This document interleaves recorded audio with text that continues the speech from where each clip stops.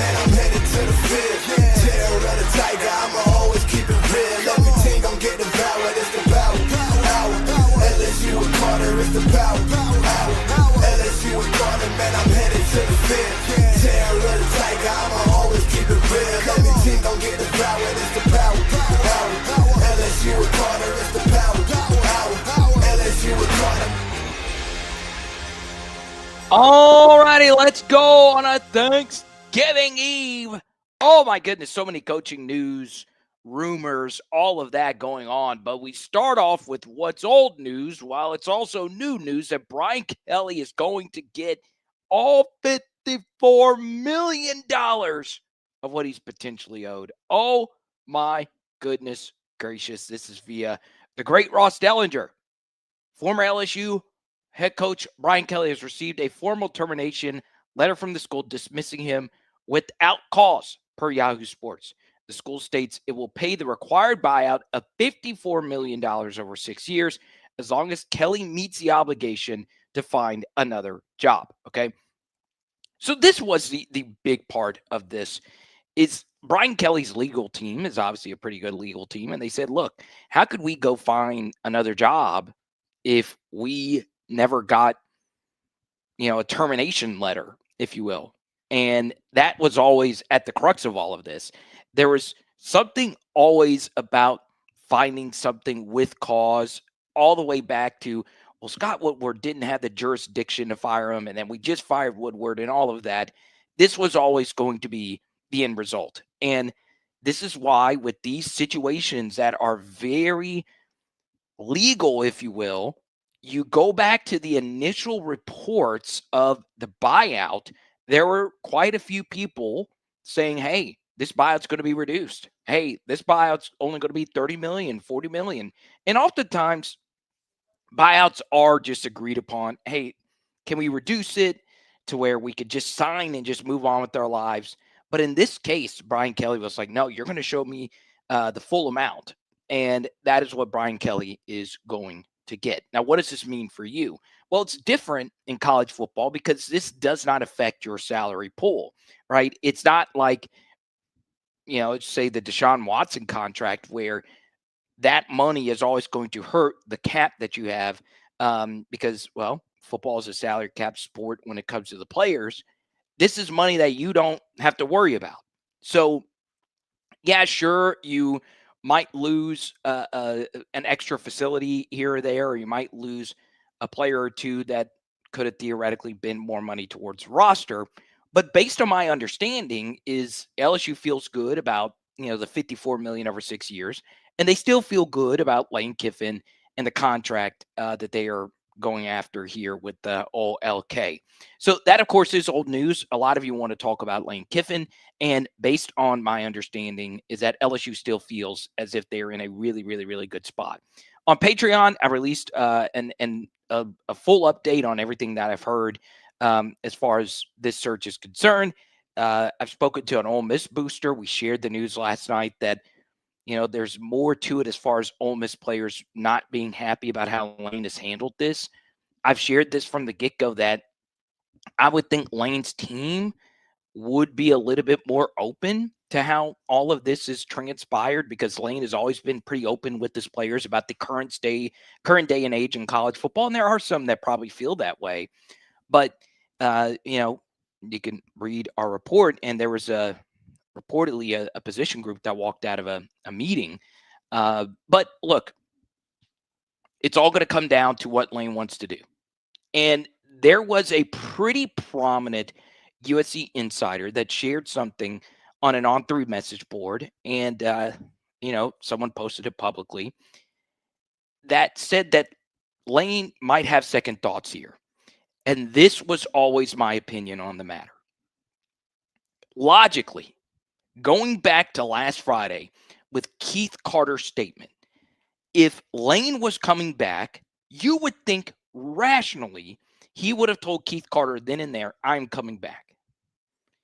We want to make sure we are all full steam ahead on this Lane train in Oxford so we don't have any distractions going into the Mississippi State game. I could show you a text right now. I would have to blur out and do some editing from an Ole Miss staffer that said, hey, don't be shocked if Mississippi State beats us. I mean, there are some real, I guess you could say, non-confidence of Ole Miss going into this game this weekend. But, there was an On3 message board. I believe it was from Neil McCready, who's like the guy in Ole Miss media. And he said, hey, Ole Miss is starting to feel a certain type of way about how all of this can happen. His timeline of events, you play this game on Friday morning, then you have a playoff game that Lane's son will play in, obviously a really good high school quarterback. And then we have the big domino here that Ole Miss could be playing in the SEC championship game if a few things were to fall the way that they could fall. College football is a wacky sport. Ole Miss, could you imagine Lane Kiffin saying, hey, I am leaving not only a college football playoff, but Ole Miss in the SEC championship game? Crazy. It's absolutely crazy to me. So even though LSU feels very confident, and I have been very impressed with LSU after everything that happened in the first couple of weeks of all of this. I'm very impressed that LSU has put together the offer that they have put together to get Lane Kiffin here. And a lot of you know how much I like Lane Kiffin as a coach. He is the best offensive coach in college football. He does get LSU back to having an elite running game. He does get LSU back to being an overall explosive and competent offense where the offensive linemen are tripping over their feet every 2 seconds. All of this shit fires me up. And all these positive reports about LSU doing everything that they can to get Lane here, the MMR planes, the tours, all of it, the roster bonuses of the $30 million roster. We've gone through and done 2 different 4+ hour streams, breaking down all the different reports, going word by word with Ross Dellinger said, sharing stuff. I've even had people send me the alleged house that Lane Kiffin's picked out. But the one thing that I want you to take away from this is I want to share this from earlier. And I don't think I have ever in my life seen this for a coach. But On3 did something interesting. Their top insider, who is, to me, a guy that I've met, I've had dinner with before in New Orleans, Brett McMurphy, decided to do something I've never seen before with the head coach. He went and polled a bunch of different college football insiders. What do you think Lane Kiffin's going to do? So Ross Dellinger, who I think is the best national guy when it comes to LSU, he was the one that broke this Brian Kelly story. Ross Dellinger is predicting Lane Kiffin to go to LSU. Kirk Herbstreit, who in Kirk's, I would say for Kirk, he is predicting Lane Kiffin going to LSU, but Kirk did a podcast earlier this week saying he has no idea what's going to happen. Okay, so they interviewed all these people. Tom Fornelli said the Tennessee Titans, interesting. Maybe Lane says, look, I have burned all these bridges. Let me just go check out the Cam Ward experience in Nashville. Okay. So you got all these people. On3 decided, hey, we're just going to poll everyone.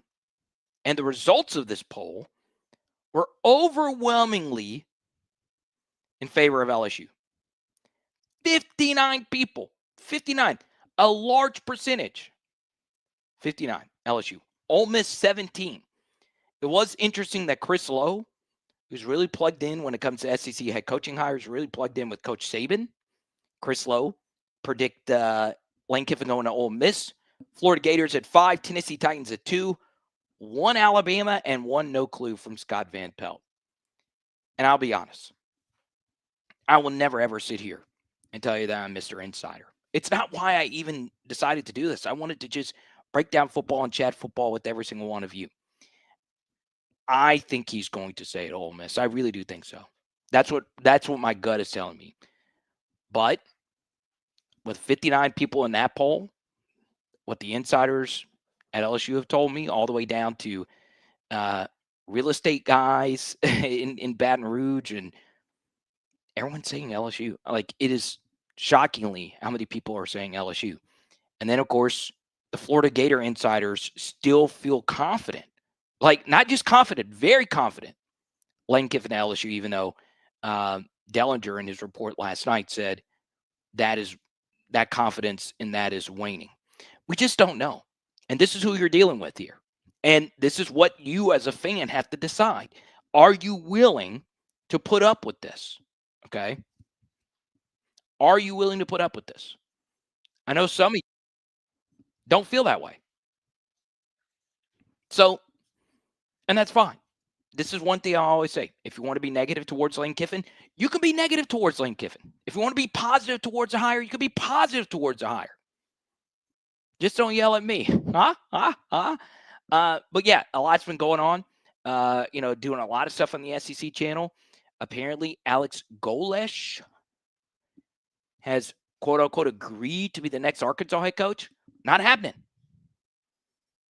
At least for right now.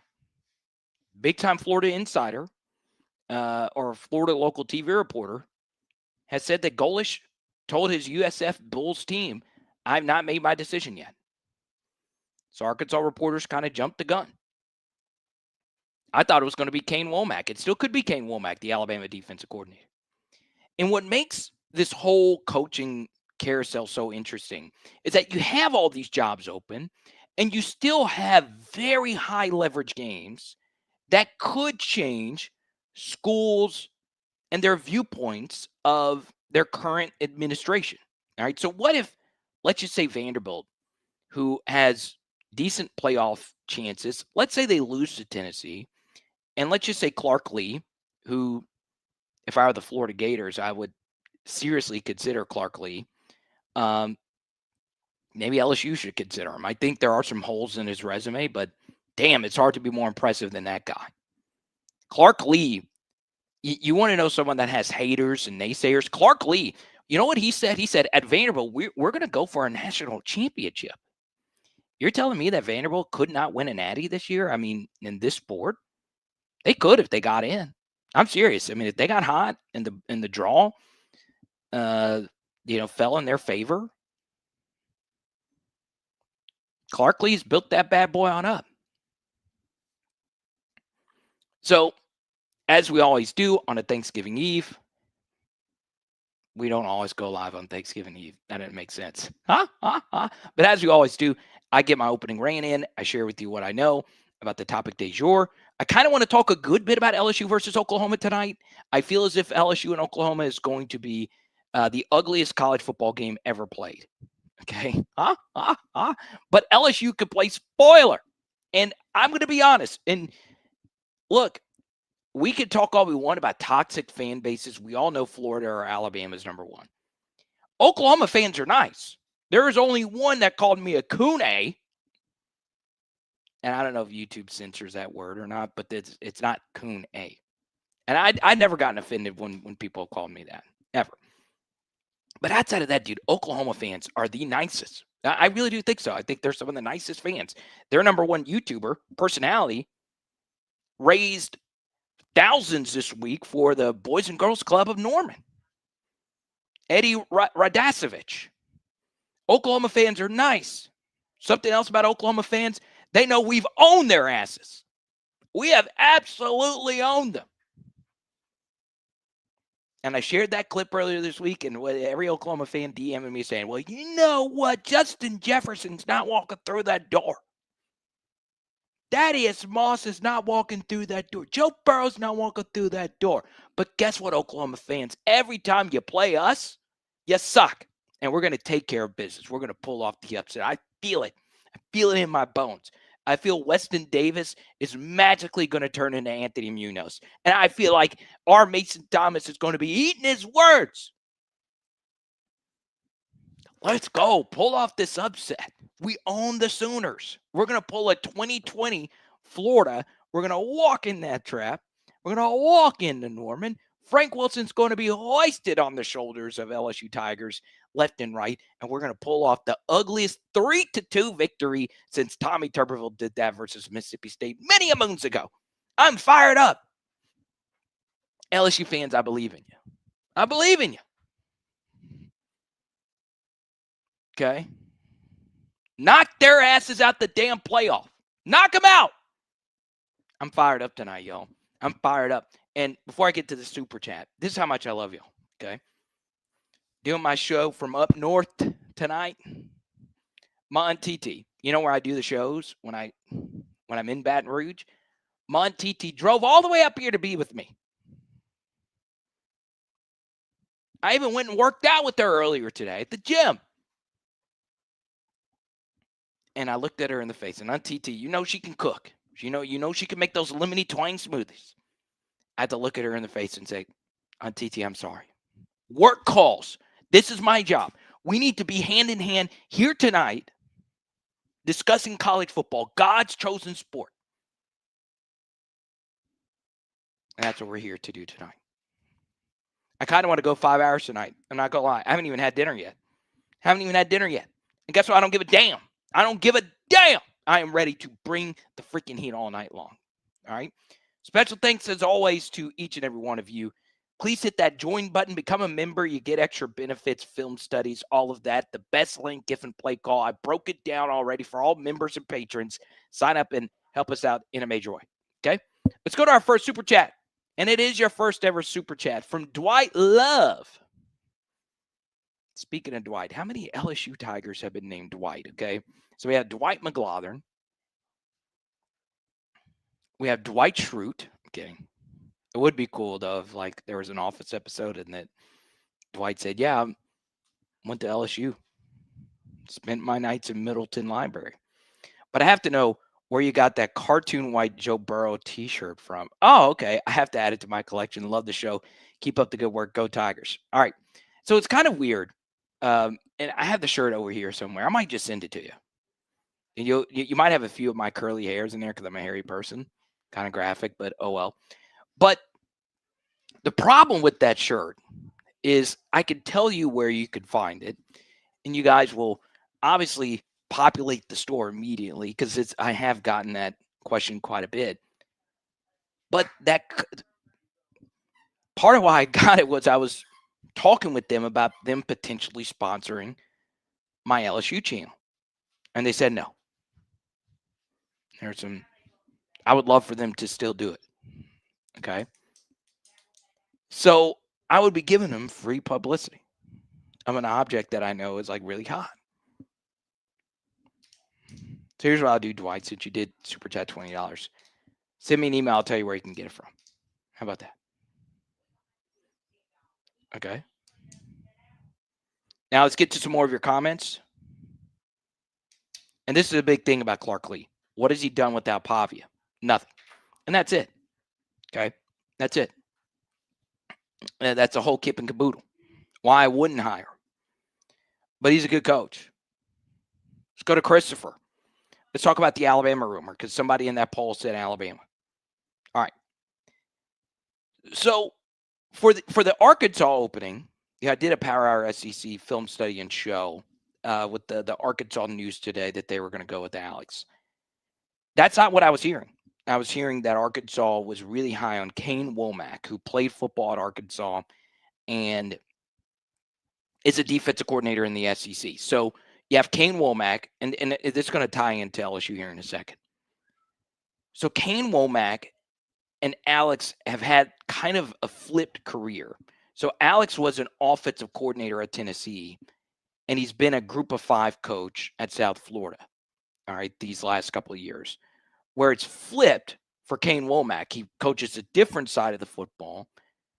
He was a head coach at Samford, and he left that job to be the defensive coordinator for Alabama, okay, which the pay is about the same and it's less press conferences and you're playing at a bigger stage, okay? So the reason that's relevant here, my ear's itching, excuse me, is part of my understanding is Womack isn't the most popular guy at Alabama, and he also is worried about DeBoer. And I get it, okay? I can imagine the emotional roller coaster that Kalen DeBoer has been on since he lost the national championship game at Washington. He left a really good job that was more kind of his speed, West Coast, smaller school. And then he left to go to the single toughest follow-up act maybe in the history of sports. Okay. The next head coach after Nick Saban at Alabama. And he didn't make the playoff last year and ended the season on a whimper. Lost to Michigan, lost to Oklahoma, looked ugly in both of those losses. And now you have Ty Simpson as your quarterback, who's more of your type of quarterback. And if you lose this Iron Bowl and you miss the playoffs, and Alabama knows Lane Kiffin's out there, you don't know what could happen. You don't know. I would say, I follow some of the Penn State insiders. My brother went there for a year. And there's like some big ones. I think Audrey Snyder is one of the big ones. But there was another one by, I think his name was Dylan or something like that. And he said, hey, there's still some smoke with Kalen DeBoer and Penn State. Okay. And, you can believe what you want to believe with that. I'm just saying, Alabama fans will come out with literal pitchforks if DeBoer loses this game to Auburn. All right. And there are a lot of instances where Alabama has played Auburn where Alabama's had everything to lose and Auburn's had nothing to gain. How many times does Alabama play their best football in Jordan-Hare anyway? It's not been the case the last 2 times. You needed a 4th and 31 to beat TJ Finley. And then you had the Bryce Young overtime game. Actually, no. Last year was to beat Peyton Thorne. And the Bryce Young game was the TJ Finley game. So, yeah, I mean, I think one thing as far as any of these coaching hires and coaching searches is we go back to that Ole Miss report that we were referencing. There's just so much that can happen in the next 48 to 72, if you will, that could drastically change this coaching hire or this coaching search. One name to keep in mind in all of this is Lincoln Riley. All right. Lincoln Riley and USC. All right. I was talking about this last night on Blake's show. I do not know Josh Pate. He is on a different level than me as a content creator, and he actually knows these coaches. I don't know a whole lot of these coaches. Okay. And Josh was on a big platform a few weeks ago and just out of nowhere said, hey, keep your eye on Lincoln Riley. Okay. So obviously Lincoln's at USC. It's not going as well. There have been reports about Lincoln Riley having thin skin. And my thing is, look at his actions, not his words. Okay. So he had this kerfuffle with the student reporter this last weekend that pissed him off. Then, of course, let's not forget, Matt Hayes reported that Lincoln Riley was trying to get out of the LSU game. Okay. So this might be a guy that's just looking for a new job. Now, I'm not saying he's thought of for any of these SEC openings, but you're telling me if he's out there, is that going to interest someone if he's trying to get out of Dodge? There's still a lot of motion. A lot. Okay. Now, no one is paying an $88 million buyout for Lincoln Riley, man. And you're right, Nathan. It doesn't make any sense. And by the way, Nathan, dude, you are freaking jacked, bro. Dear Lord. Like, no Tony Romo here, man. You are freaking, like, I go to the gym every day. I will never look like that. There's a lot of jack people that watch PHL. You wouldn't think that. I would think that would, bring in the fellow slobs, the fellow albino walrus looking folk. But no, we got Nathan, dude. Congrats, bro. Seriously. Auburn ain't beating Alabama.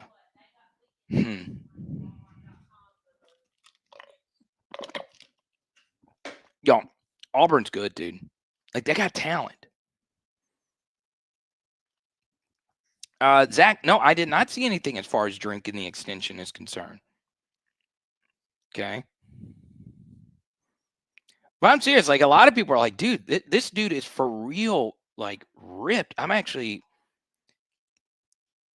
We have another guy that's actually Samuel, who's been MIA lately. Oh, dude, Samuel was my workout guy. But Nathan might have Samuel beat.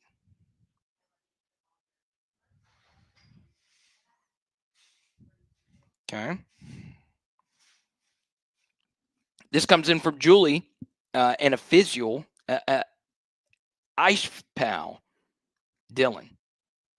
$10 for awesome coverage. Appreciated. Julie Venmos and says, I think Lane stays at Ole Miss. Okay. So there you go. Yeah, I want to go 5 hours tonight. I'm down.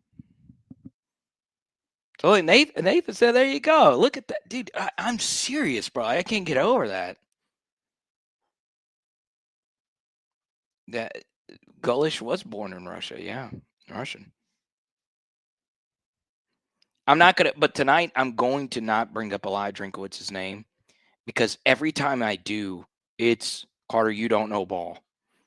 I got the dreaded one. This is a one that it doesn't bother me at all. It's Carter, have you ever played organized football before? And I have. I wasn't that great. I was a pass rusher and special teamer, but I was not fast. I was not tall. I wasn't that great. Okay. But Zach and I have been discussing this, and I don't think Zach is a Drinkwitz hater. LSU fans hate Eli Drinkwitz. I went on a New Orleans radio show earlier today. Shout out to Eric Asher and Mario Jerez. And I cried on air telling the world how much I love Dairy Queen. And not Dairy Queen. I like Dairy Queen as well. Even though the Blizzard, can we just have an honest conversation? A mini Blizzard at Dairy Queen now is over $4. What the hell? What the hell? Okay? Pete Hegseth, whoever in government, send in the National Guard. I am sick of these Dairy Queen Blizzard prices. I just want a double chunk brownie Blizzard with some Heath. That's not $5.35. But Dairy Queen aside, I love Dairy Queen. Dairy Queen is the only human being in sports right now that is providing me any happiness. There's nobody else in sports is giving me anything. Okay, outside of Mansour Delane and Dairy Queen, that's it. That's it.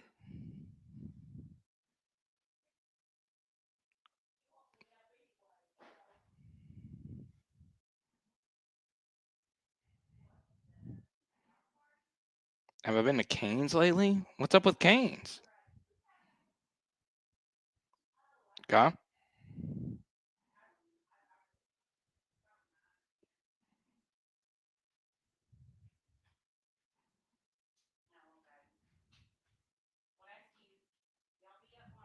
Okay.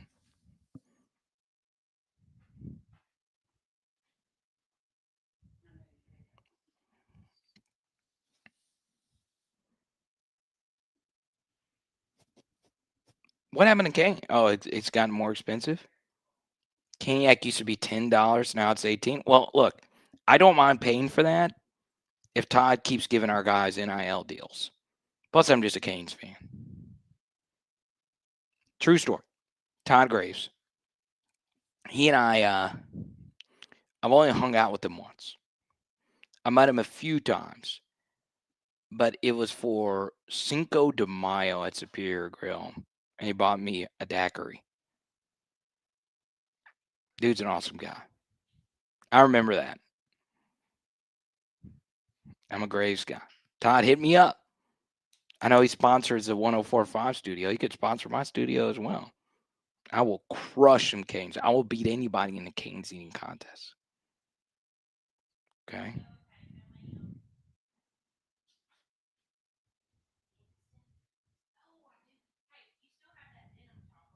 All right.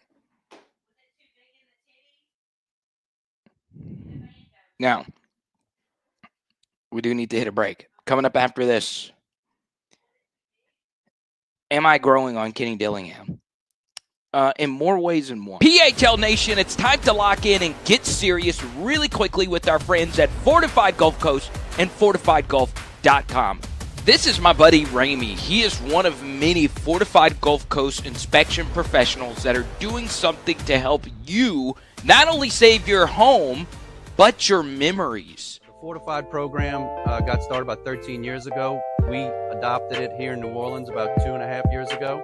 It's a more advanced way of doing the roof. It adds an extra layer of protection, whereas even if a hurricane was to pull the shingles off this roof, water will still not get into the house. So yes, your establishment is important, but what about the things you can't replace? That family scrapbook or that painting that's been handed down from Meemaw to Papaw and to you. It is important to protect that today with Fortified Roofing.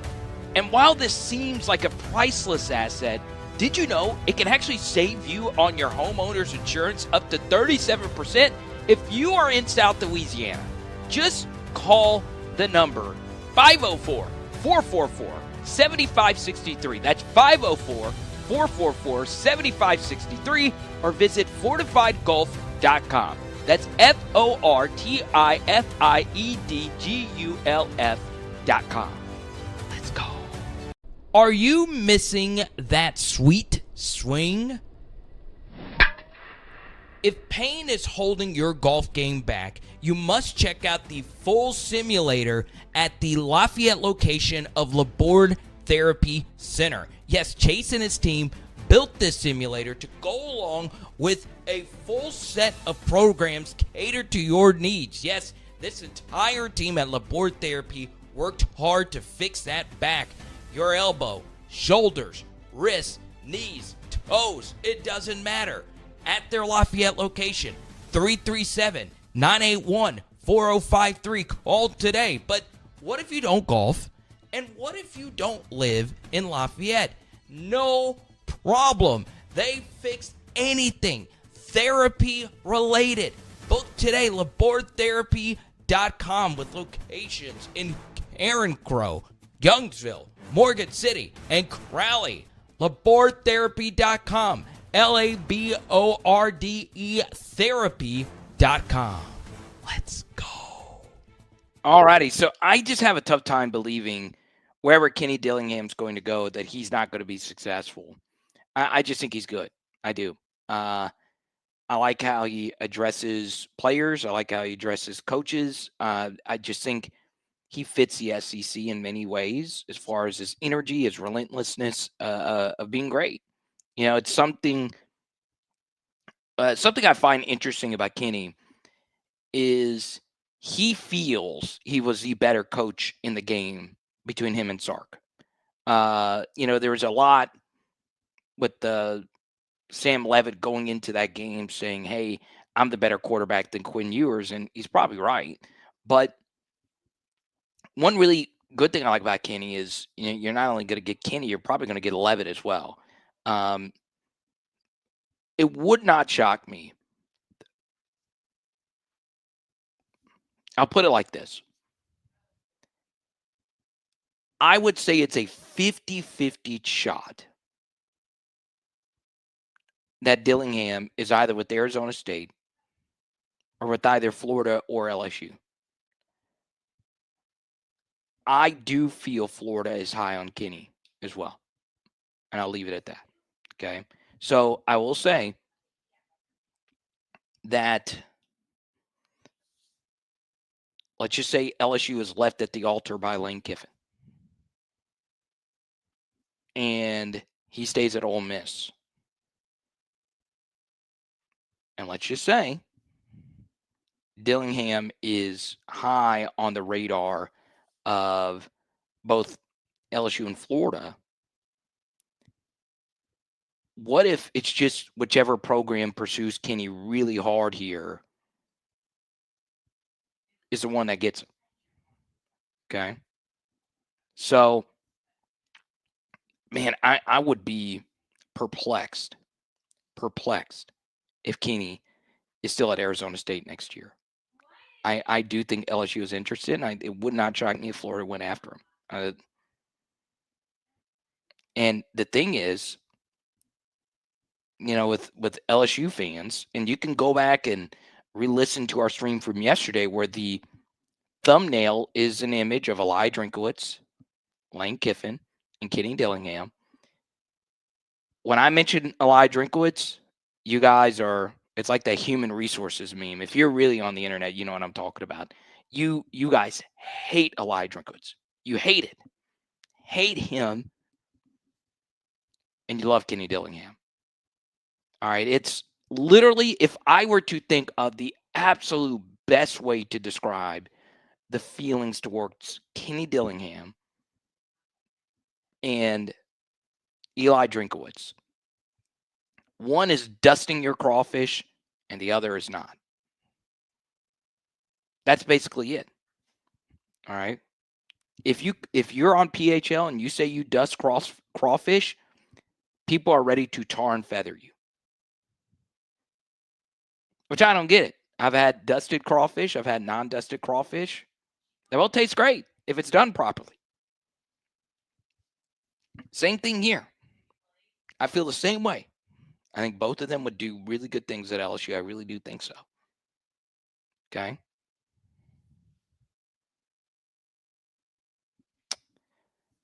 Drink. I think Penn State very well could be in the drink sweepstakes here.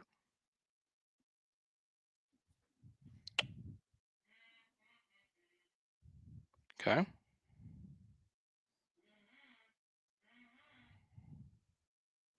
Now, this is and this has always kind of been a thing with Todd. Todd could throw down, man. Now, I'll tell you this. I don't think I could party with Todd Graves anymore. The funny thing is I have a good relationship with his one of his main people that set up all these things. Really nice guy who played at LSU as well. His name is Cam Fordham. Cam is an awesome follow on Instagram. And Cam is literally one of the nicest guys. But I'm not on the Todd Graves party list. I'm not up there with Logan Paul and Drewski and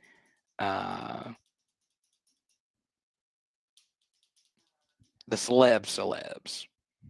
Glenny Balls. That's a real celeb's name. I like Glenny Balls.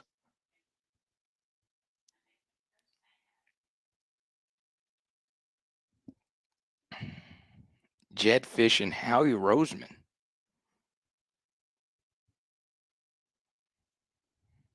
Brandon doesn't think Drink is leaving Missouri. Okay. I want to talk about Michael Van Buren. All right. A few thoughts. So I've gotten a chance to speak to a player this week, and the players like MVP. They understand what he's done for this team. And, all of that aside, the Western Kentucky game was really bad. It was really, really, really bad. Okay.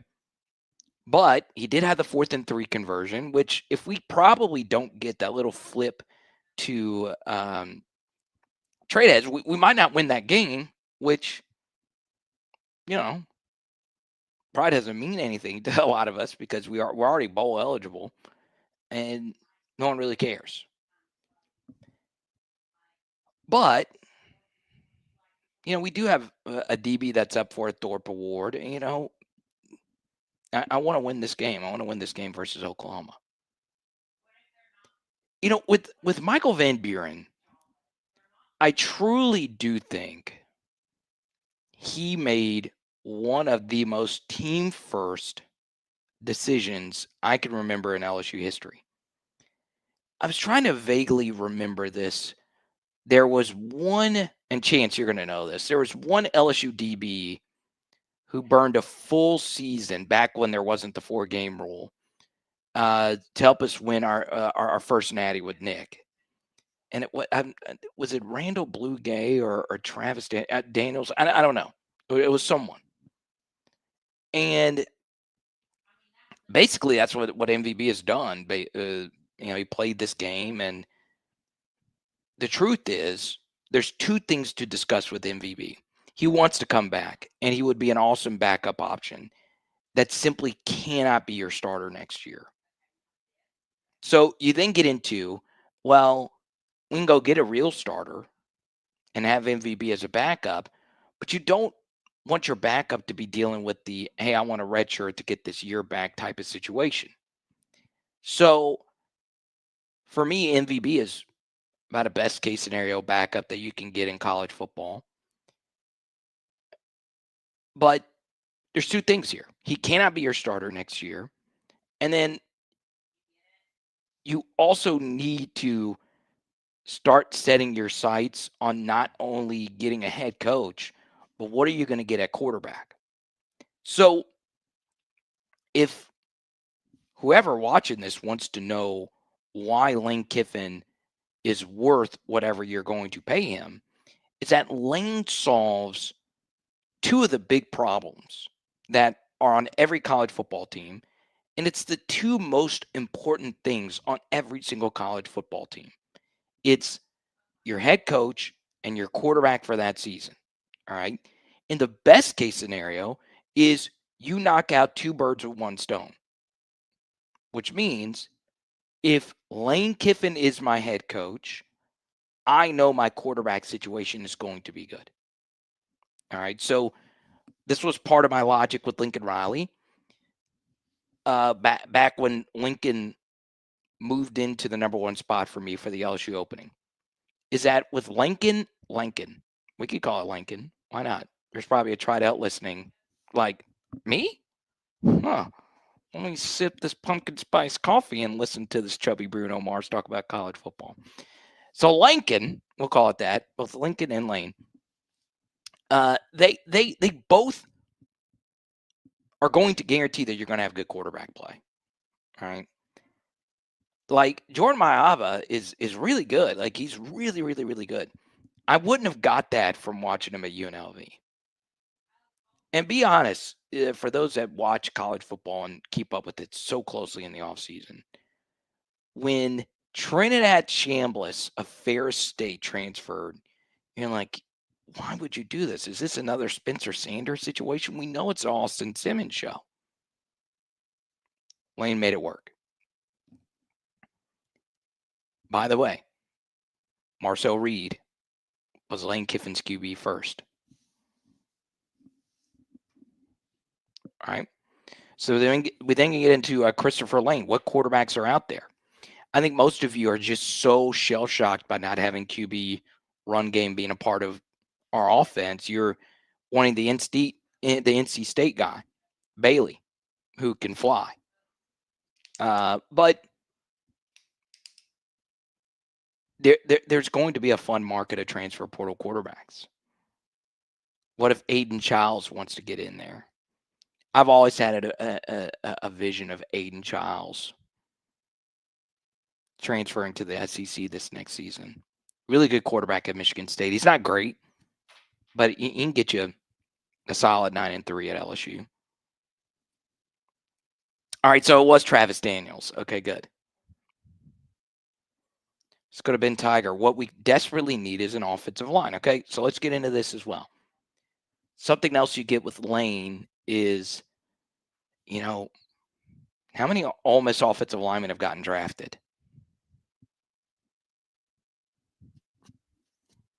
So he's been running the football with not Olin Kreutz at center at an extremely high level. Lane always has a good run game. Outside of last year. They have a run game last year, they're winning the whole shebang. Okay? Now, here's what we're going to do. We're not even close to signing this bitch off yet. But if it's in your heart's desire, please join our membership program. Okay, hit that join button. And if you're listening via iTunes, Spotify, and even if you don't listen and you just watch on YouTube to see this beautiful noggin talk about the world of college football, please go leave a 5-star review. Please let whoever other show that you watch, I want to be a guest on their show. I don't have a boss to answer to say, hey, can I go on this show or that show? I'm willing to grow this thing.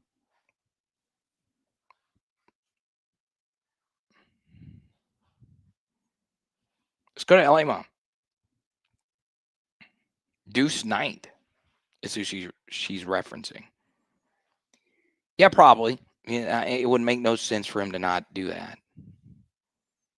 5-star who had one good game versus Mercer here. Hell yeah, I'm putting my name in the portal with the new coach. It makes no sense for him to not test the market.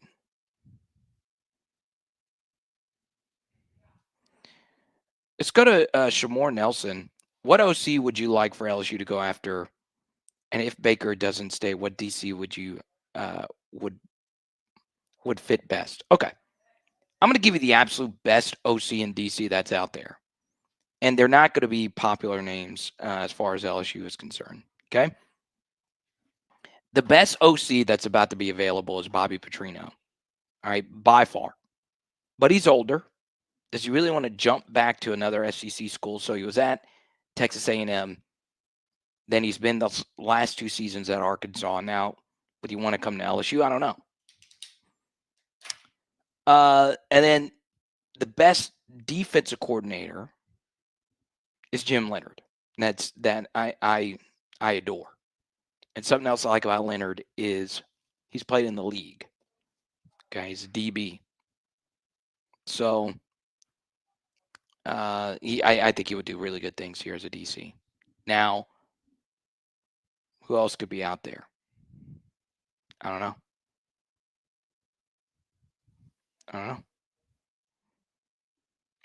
And this is obviously true. DJ Durkin would be the best. DJ Durkin is Phil Parker's probably the best defensive coordinator alive right now. He's at Iowa. Maybe at any level. He's that good. But he's never leaving Iowa. So if you wanted the absolute best, you can go get him.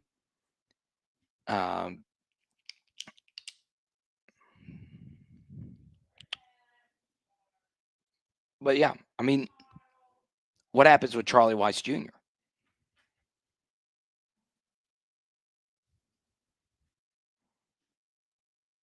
Two or three not good as one. Please tell the ladies not to go in my DMs now that I'm in here. I mean, with that haircut, you don't have to worry about anything, bro. And you're a Kenny Chesney fan. I'll tell you this, the ladies do love Kenny Chesney. They do. They do.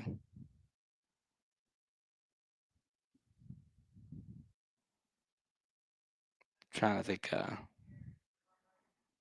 Kenny Chesney song off the top of my head. American Kids, I like that one. Sister's got a boyfriend that he doesn't like. That's a good, some good harmonies in there.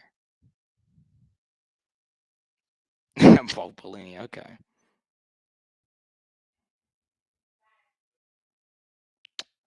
All right, let's see. Now, we do this. We normally do this on Thursday. We don't know if we're going live tomorrow or not. Let me know if y'all want to go live tomorrow. Kind of want to spend the day with the family. Big NFL day tomorrow, too. I got some Chiefs stuff I have to do with the NFL channel. We go through all the big games this weekend. Which game against the spread do you like the most? It's kind of wild. If you'd have told me before the season that out of all of these games that you see on your screen, the least interesting one would be South Carolina Clemson. If you would have told me that before the season, I would have had a conniption. That is truly insane that is the least interesting game on the schedule. Arguably.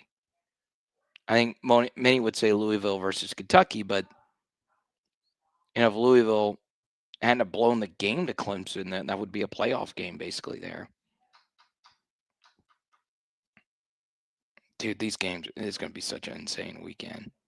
There's a piece of me that's really glad I did not book that trip to Norman. Holy crap. I've had 2 different LSU fans saying, Carter, I picked the worst time to go all in on this trip to Norman, because Norman's kind of a bucket list college football stadium. If you're in your 30s, you know growing up that Oklahoma was the offensive firework program. I mean, Brent Musburger calling Sam Bradford touchdowns just still rings in my head. But is there a game on here that you feel confident about? Okay. Georgia 13.5 on the road versus Georgia Tech. Georgia Tech in a bounce back spot. That just seems like the biggest trap line, especially considering Georgia Tech played them so close last year. I don't think people quite understand how bad Georgia Tech is. And I know that's kind of weird because they've actually had a good season. We were live. I think it was the beginning of the Ole Miss game when I was going nuts at how that Georgia Tech versus Wake Forest game ended. That is one of the worst officiated games ever. But damn, dude, Friday's going to be an all-time SEC day. I mean, that's a beautiful Friday slate right there. Ole Miss, Mississippi State, Georgia, Georgia Tech, Texas A&M, Texas. And A&M is favored? I like the Longhorns there. Arch is playing really, really, really good football right now. Arkansas at home getting 2.5 versus Missouri. I like Missouri there. Louisville 3.5.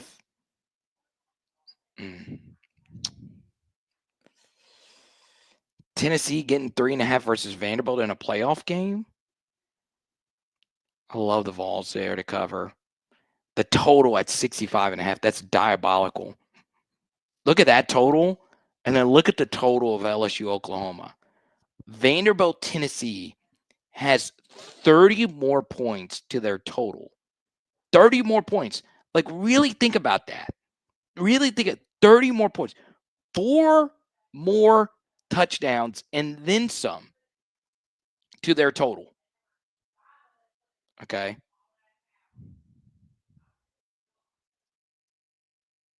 4 more. Think 4 United States touchdowns and then some.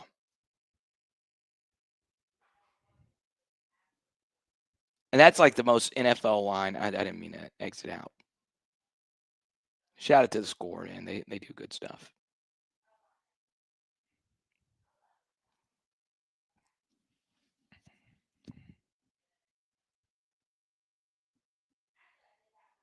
I can't believe that, dude. But it's also disrespectful to have a total that low at 36.5 and a point spread that high. All right, so that's basically Vegas saying that they feel the final score is going to be what? 21-10? Somewhere around that region? That is just disrespectful. Type Y for yes, type N for no. LSU scores a touchdown versus Oklahoma. Just a touchdown.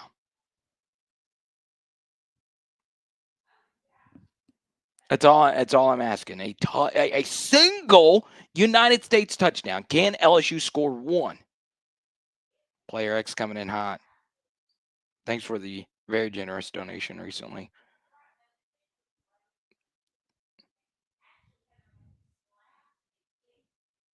Our team total's probably at like 9.5 or something like that.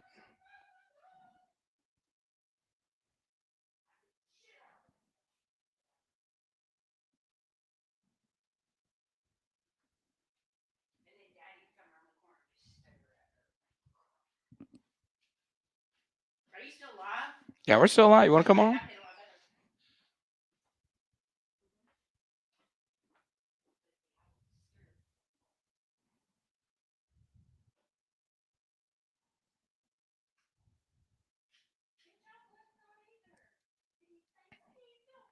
All right. So this was a Twitter. I'm sorry, I missed this from earlier.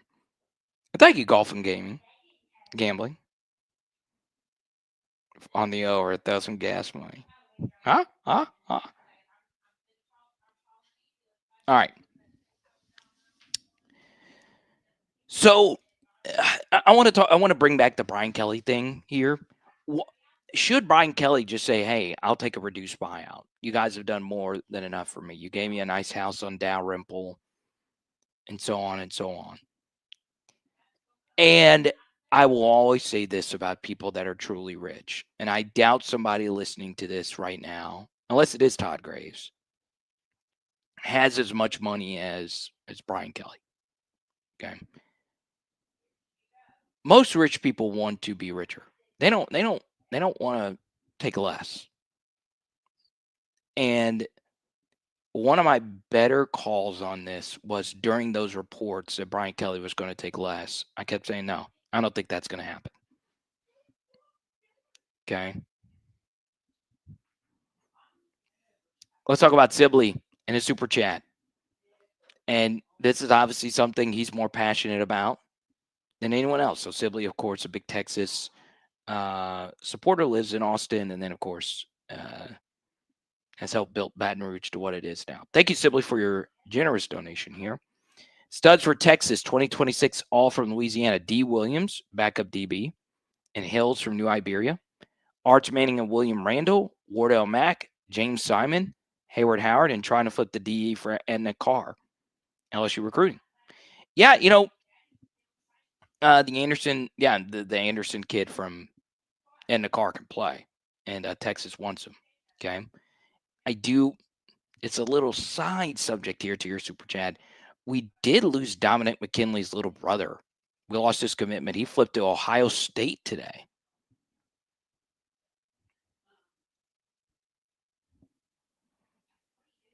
Which is the hardest offer to get, is the Ohio State defensive line offer with Larry Johnson. So he flips, and Richard Anderson is being pursued heavily by Texas, as is the Bryson Martinez kid, who's the offensive lineman that also plays running back. So yeah, Texas has had a lot of success recruiting Louisiana. Obviously Arch, but that's a different thing. We all know that.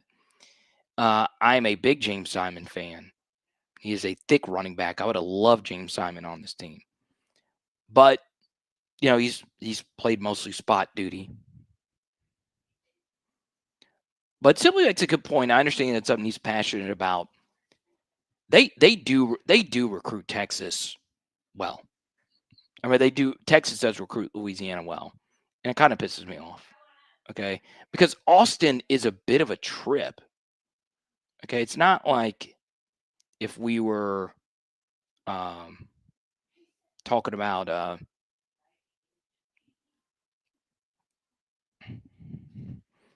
like the Berryman kid, if he's gone up to Ohio State, if you flip to TCU, I get it. You flip to Ole Miss or Alabama, I get it. But Austin? How far is Austin from, I guess, what's it, you would know. How far is Austin from Baton Rouge?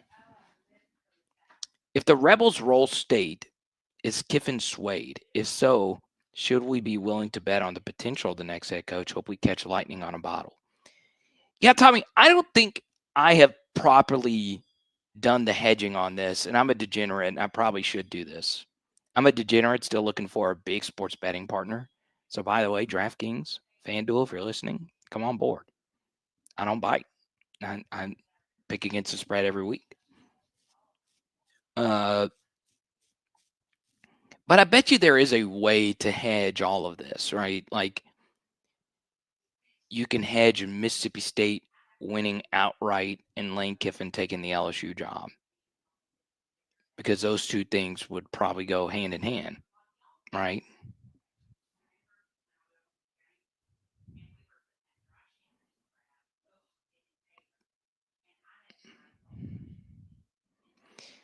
And then Tommy makes a good point. Why are we at LSU not thinking about the potential of a next head coach?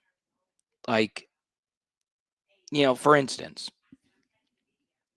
one thing about going to get a head coach is, what is that head coach's mindset? So let's just say, and I'll keep my mouth shut on this matter, on if LSU should do this. Okay, I'll go ahead and throw this name out here. Glenn Schumann. All right, so let's just say Glenn Schumann, who's the defensive coordinator at Georgia. All right, he was co-DCs with Dan Lanning. All right, Glenn Schumann coaches under the best coach in the sport. So let's just say LSU is like, F it, let's go offer Glenn Schumann. The one big benefit of that is, Glenn Schumann coming to LSU is not looking back. Kirby wouldn't be mad at Glenn Schumann taking the LSU job, a place that Kirby coached at and was very pivotal in his growth as a coach. Kirby's not getting mad at Glenn Schumann taking that job, and Glenn Schumann's not getting mad at himself for taking that job. So you have the extra aspect of him saying, hey, this is it for me. This is what I've worked my whole life for,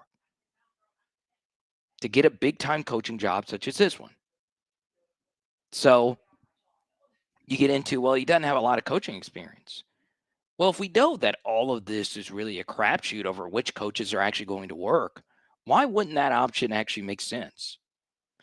Now, here's the thing. I don't know if Glenn Schumann interviews well. I do have a friend of a friend that works, who Glenn Schumann's his boss, and all I've heard is that he loves the guy. Okay?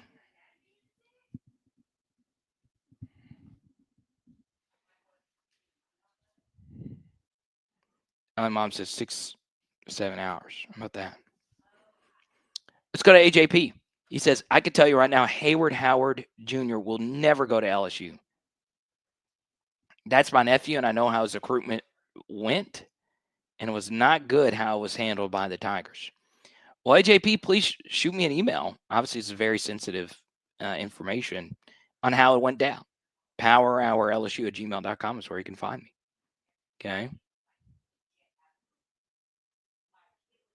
I want to know the full story. Jay Johnson will be coaching LSU football per Player X. I don't think it'd be the worst thing. Jay's good at this coaching thing.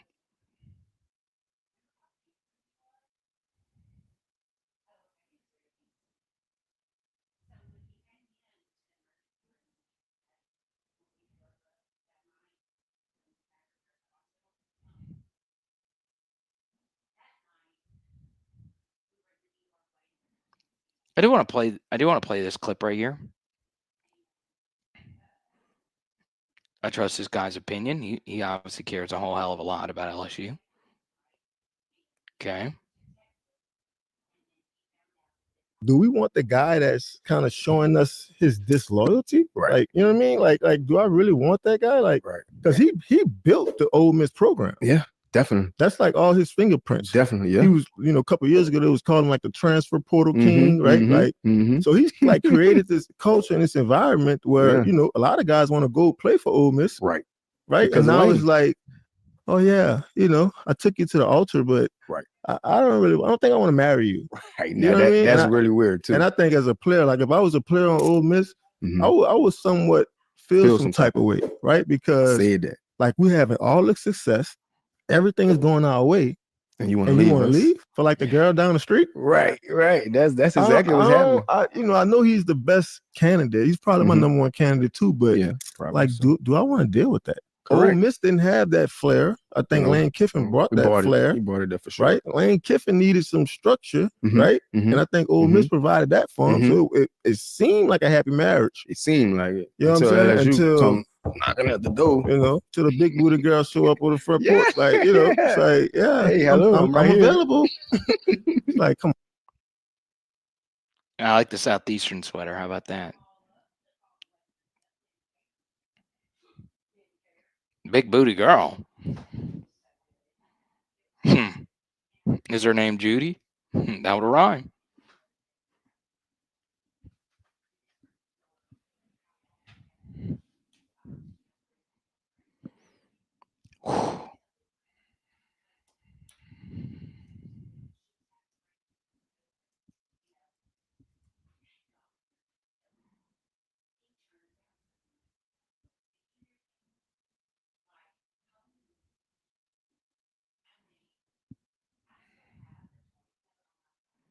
Not the big. Why couldn't it just be a pretty girl? Why you gotta have that slab? Why you gotta have that badonkadonk? Why she gotta have that cake?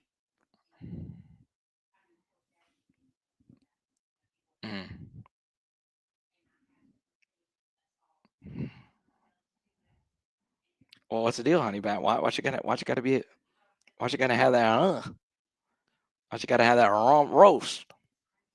Why she gotta have the biscuits and the gravy? I don't know.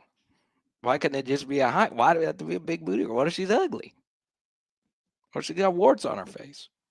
Yeah, well, I'm just saying. There's some people. If you have that, everything else doesn't have to matter. If you can have 5 teeth and Mike Tyson tattoo, but if you got that recall, people don't care. Oh man. But on a separate, I think our obsession with that has been a little overvalued. If we're being honest, it is probably a little overrated because we've seen what the BBLs have done to our society. It's made us go crazy.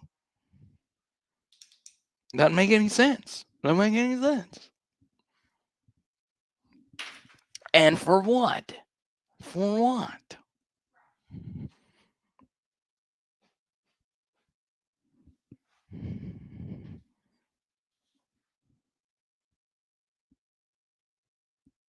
Simply, I'm not gonna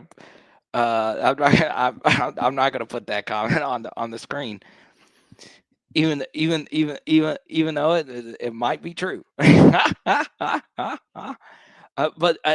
that if I ever had the good fortune of interviewing TM7, which I doubt it. But Tyron, if you're listening, I do have your second most valuable sports card in existence right over here, and the whole rainbow to go along with it. Why did it have to be? Why in this clip did it have to be a big booty girl? Why? Why?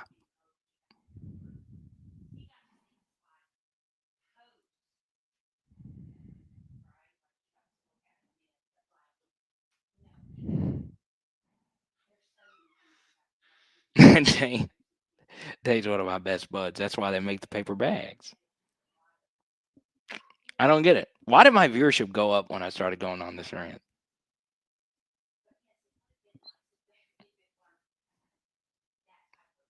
I just want to coach. Let us know, or we're going to get tired of getting seconds and coaches. Get one. Let's go. Welcome to the educate. Oh, wait, is that you? Is that you? Please tell me that's you. The guy that does the video. Educate. Y'all know what I'm talking about? I love that guy. Oh my God, I would be freaking honored if that's you. The educate.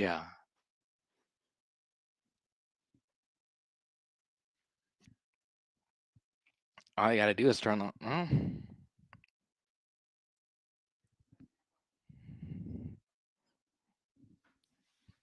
Bear with her. Oh man, that is so funny. On Thanksgiving Eve, I didn't know the chat would be this lit about that. I didn't know. Oh my God. You got to be careful though. You got to be careful.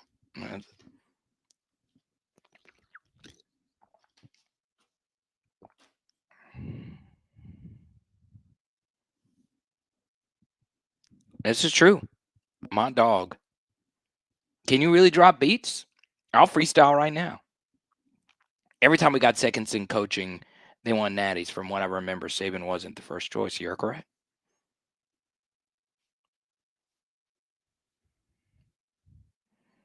Never trust a big butt and a smile. Wait, what song did Belle Biv DeVoe sing? Let me see. What song are they known for? Poison, that's it. Okay. Poison. That's it. Arkansas needs Arizona State's head coach. Well, Gray Guy 69, which is kind of a crazy name. LSU needs him. Poison. Ah, ah, ah, ah. Yeah, I even got some of the Arkansas folks watching this. My comedy buddy Blake texted me. I just know too many Blakes. I have too many. I got to cut one off. I don't know. He says, bro, you're killing us with the big booty talk on your stream. Yeah. Blake's done the comedy show that just got revived. Wait, there's no way. Michael Bivens from Belle Biv DeVoe has a freshman daughter. How do you know this, Kamala 80? Mac, that's not true. Don't put the cart before the horse here. Arkansas doesn't know what he's doing. I thought he was gone.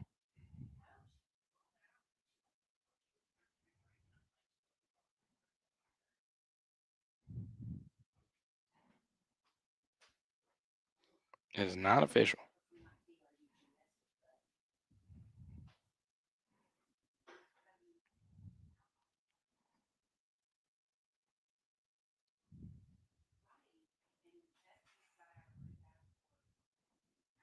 Poison.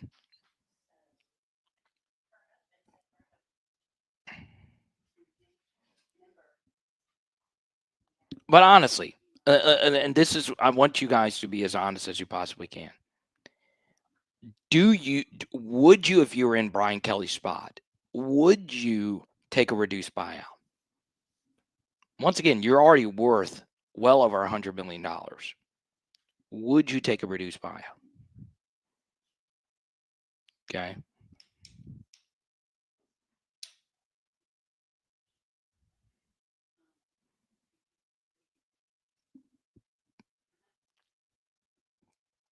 Once again, if you hire Blake Baker, okay, you're really going to go. You're really going to go from Frank, who's doing a fine job, the most popular LSU coach maybe ever, to then hiring Blake. It would be something. Okay, I will tell you that there would be quite a few of the guys that you love that would pack their bags. Okay.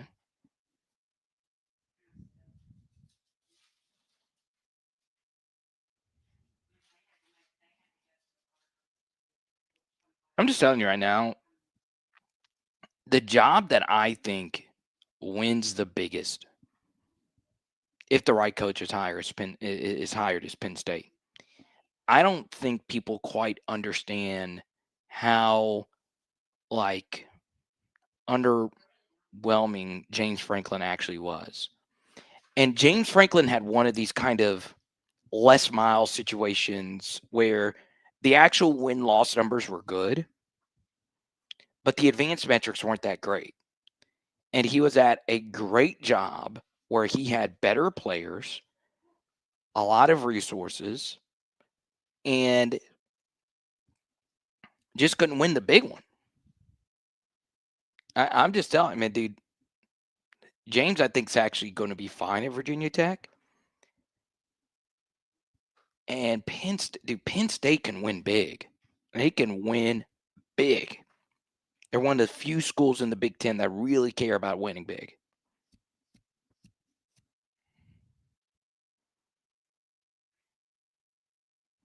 Let's go to this. This is a big story. Marshall Faulk getting the Southern job. Yeah, I mean, he's special. He is a special player. So can he be that as a coach? I don't know. I like the move for Southern. I like the move for Marshall. And I think they're going to win big. Let's go to Ronnie. A Fighting Irish soccer player. What's good? And I know Ronnie. If Kelly takes another job, could he take less from the new team to buy players? Yeah. I mean, the buyout becomes reduced. The only thing is he for him to get the full, he just needs to act like he's still pursuing another job, which has always been weird.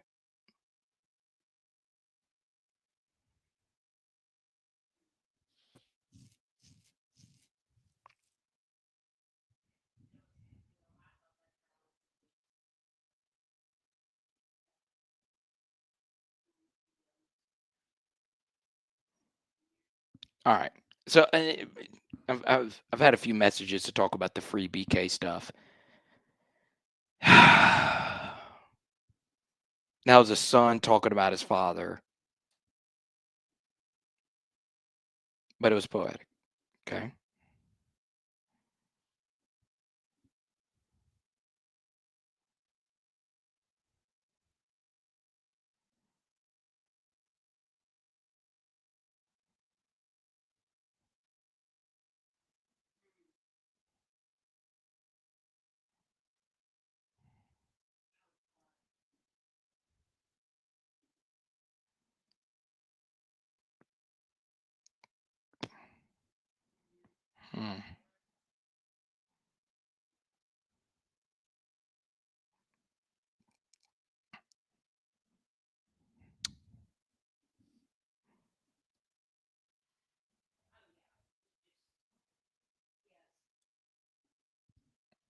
Oh, CEO, you lost your dude. You got to get the membership tag back, man. Kenzel wants that generational. There you go. Welcome back. Who's going to follow? Let's get a membership chain going. Okay. Let's go to more T. Scarborough just said UF is out, but Ole Miss has gained confidence today that they might keep Lane. No way he stays there after all of this, right? All right. So, yeah, obviously Scarborough's been a guest. Preston works for Scarborough, and, I'm close with the Tiger Bait folks. So there you go. Look at you gifting 5 memberships. There you go. Love to see it. So this is what I think is going to happen next for Florida. I think Florida is going to pursue 2 different names. I think they will pursue Clark Lee, and I think they'll pursue Kenny Dillingham. Just my best guesses on how these tea leaves have fallen. Okay. So welcome all the new members. There's quite a few of them. Okay. So I think that's what's going to happen with the Florida search. Scarborough saying that Florida's out of it. I don't know. It's hard for me to get there. Okay. Kajuni says Florida will go all in on Jed Fish. And if you're receiving these memberships, y'all show some love to legendary CEO. But yeah, I think I think Jed to Florida would make a lot of sense as well because of his connections to the state. But until I see these Florida insiders themselves say, yeah, Lane's out of it, I don't know.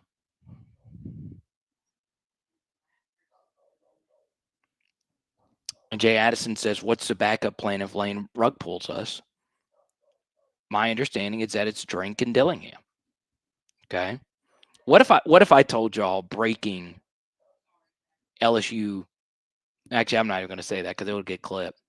But this is totally not happening. But what if it's John Gruden? We were just setting everything up, and next thing you know, it's Chucky coming in, installing that pro style offense, and we're running spider 2 wide banana with trade S green. Okay. So here's my thing.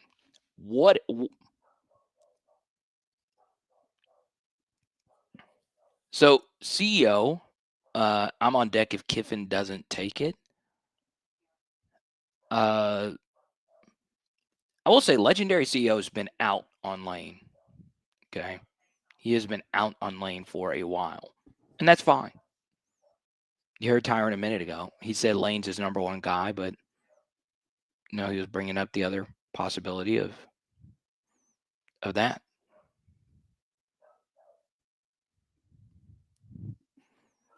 Just had a Florida fan follow me.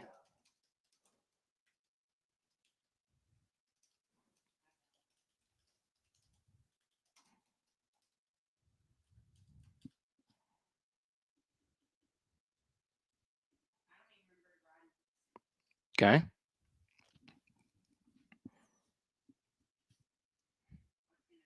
So LSU, it's now out via national reporter. No Braylon Moore and no Ori Williams. Oh. I will say this, and I've said this to the Oklahoma fans that watch Power Hour SEC. And if there are any Oklahoma Power Hour SEC people, and I'm shocked how many Oklahoma fans love the film studies, and I appreciate it. But I will be so unbearable if you lose this game, because we quite literally might field the worst offensive line in college football history on Saturday versus the best defensive line you've had since y'all lost to us in 03. Okay.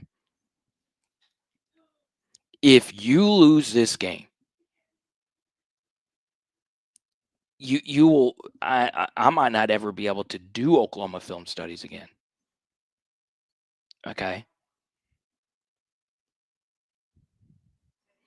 Because I would be disgusted that Brent Venables found a way to lose this game.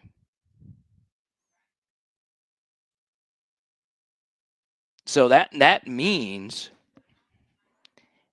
Ethan Callaway is probably going to have to play for LSU. So Ethan Callaway, a 4-star recruit, 6'8", tall guy from North Carolina. This kind of became known that the Ori Williams injury situation was not great. And normally a good way to tell is if you hear someone's name that you've not heard mentioned, get mentioned. So, yeah. So it's going to be DJ Chester at center. And then, obviously, it's Cohen Eccles at left guard. And then Thompson at right guard. Ori Williams is out. So now it's probably Kernan Davis. Okay. Dude,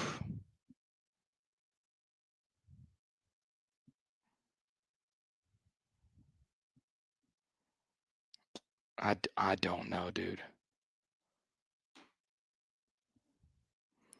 Let's go to Trip Block. This is a good question. Who is this in your photo here? I really can't tell. I really cannot tell. After the news with Kelly tonight, are we still confident about Kiffin?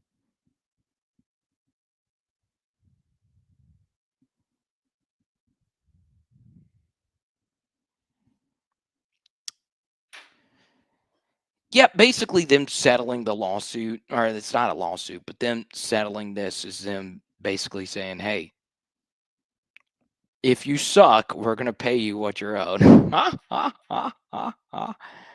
So there you go. For PF Harrison, Braden Fiocco is the most annoying LSU person on Twitter. I don't think so. I don't. He's got an open invite to join the channel. He follows the channel.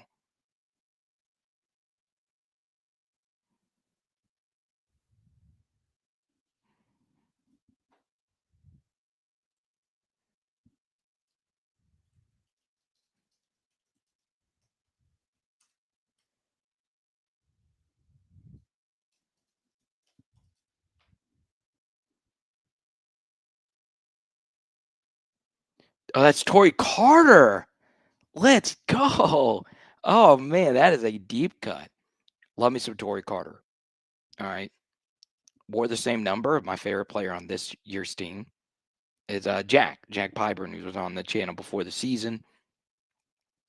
Jack and Gabriel Relaford are my two favorite players on the team. Basically, anyone that's been on the channel before. So that includes Tylen Singleton. That includes that might be it. That might be it. So yeah, so Torrey Carter wore number 44. 44 has always been like a psychopath number. All right, so you had former PHL guest Slade Roy wear it. Then you also had, it's a deep cut, J.C. Copeland. All right. Now, if you want a deep cut, I kind of want to give out something tonight.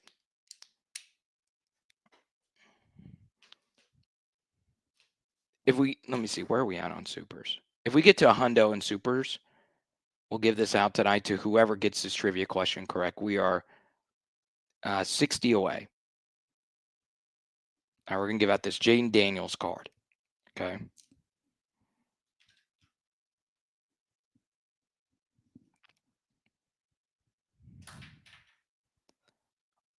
Woke up pissed off. There you go. Woke up pissed off.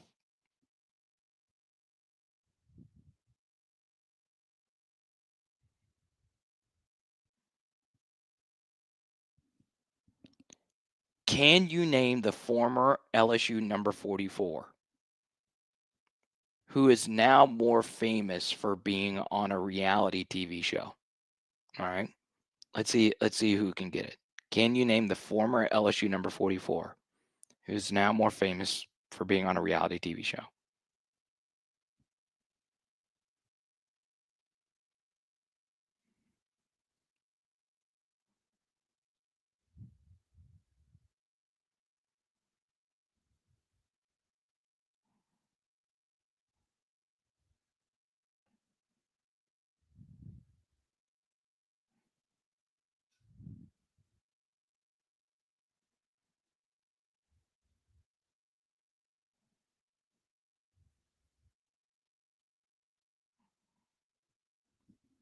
Okay.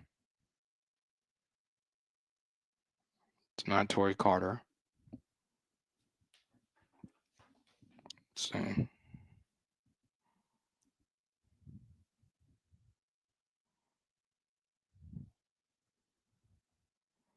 it's kind of tricky. And do not Google it. Do not Google the answer. If you Googled it, you would have to answer this to when you see Jesus.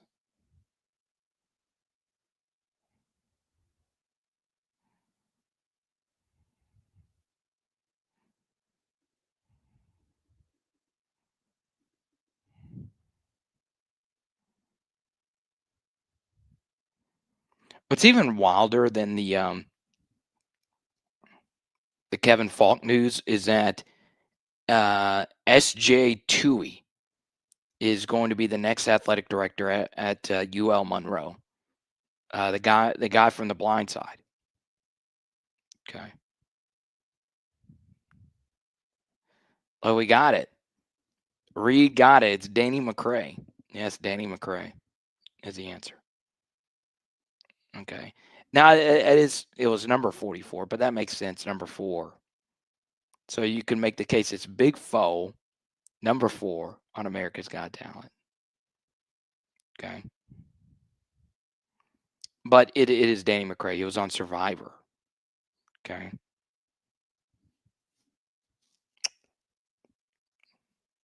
Where do I think Lane is going? The people that know way more than me say it's LSU. My gut is telling me Ole Miss. I hope my gut is wrong. My gut has gotten smaller, thankfully. When should we know something about Kiffin? That's the thing. He holds all the leverage. Okay. He has the Infinity Stones. Okay. So, Reed, since you got the trivia question correct, if we get to a hundo, I'm going to send this to you. I'm going to send it to you anyway. Because it's Thanksgiving. I'm not going to hold that against you. Just send me an email and I'll send this out to you, okay? Thank you so much, Jared, for the super. Let's go to Harry James, who's ready for Saturday. What's up, Harry James? It looks like you're an Oklahoma fan. Welcome. I'm going to feel bad if y'all lose this game. I like LSU fans are legit going to not celebrate this victory as much as feel bad for Oklahoma fans if you do lose this game. You do understand that, right? But let me guess who this is in the photo, because Harry James is not the one to the left. Harry James is the one to the right. The one to the left is an ESPN reporter. And who is that? It's not Molly McGrath.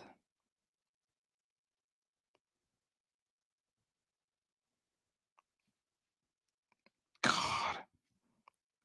I'm trying to figure out who this is.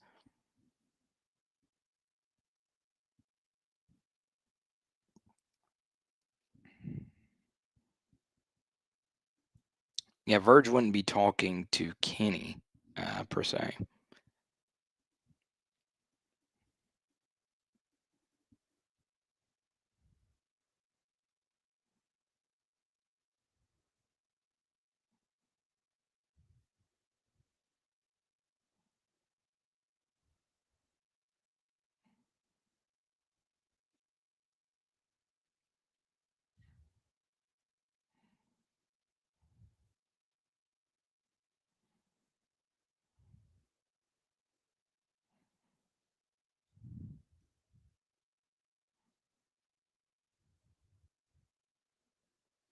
You know the weirdest thing about Texas A&M's run? All right, and this is like just the weirdest, wildest thing, is that Texas A&M is going on this crazy run. At the same time, Myles Garrett is like having the best NFL season I can remember in a very long time. And the Browns suck. They suck.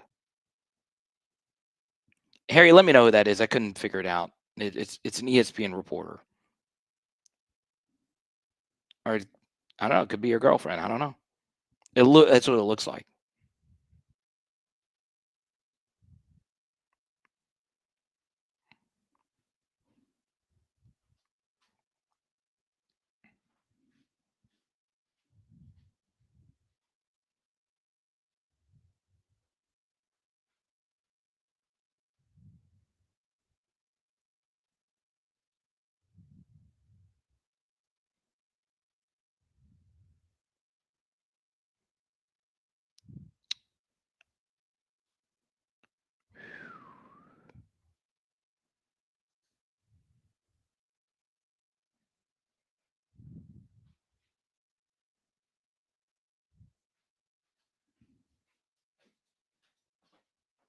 Name the ESPN reporters in your photo. I don't see any, unless that's a young Marty and McGee there. I don't know.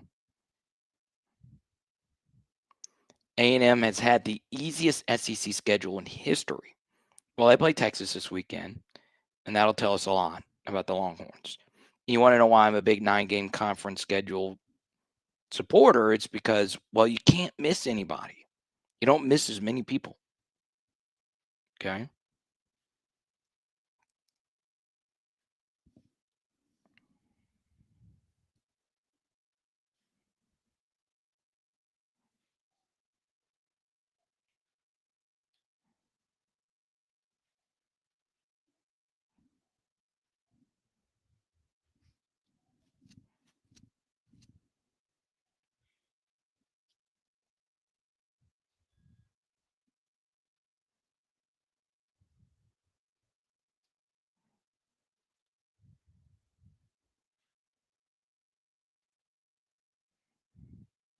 We're all going to forget all of this when Kim Mulkey wins her second national title at LSU.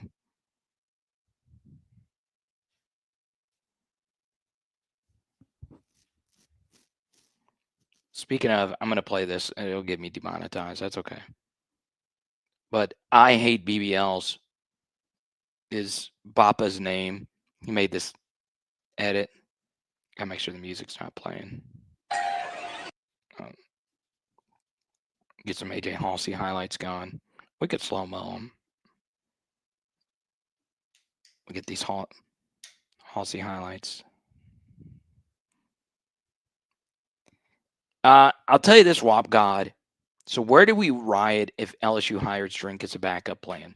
So my thing is, Julie, thank you so much for the Venmo as well. Well, I'll finish this right here from WAP. What if LSU misses on Lane, they miss on Dillingham, and then they miss on Drink?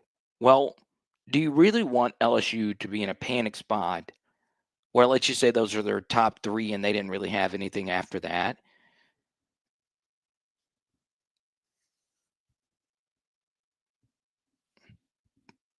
I don't know.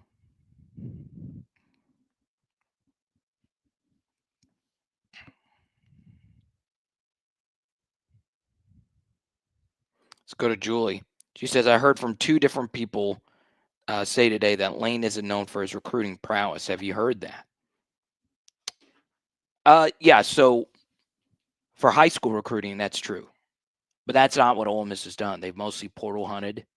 And that's part of why you take the LSU job, because it recruits itself. Okay?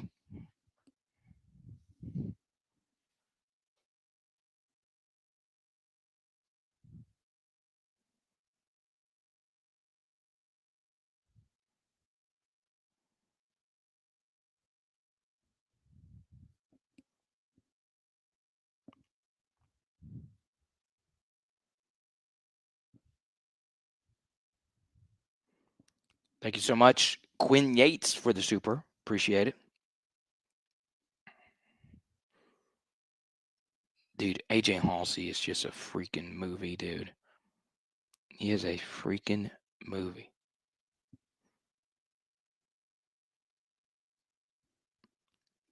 My gut tells me Ole Miss, but the sharper folks say it's LSU.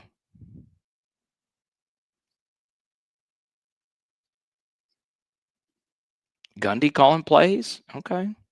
He hadn't been an OC in forever.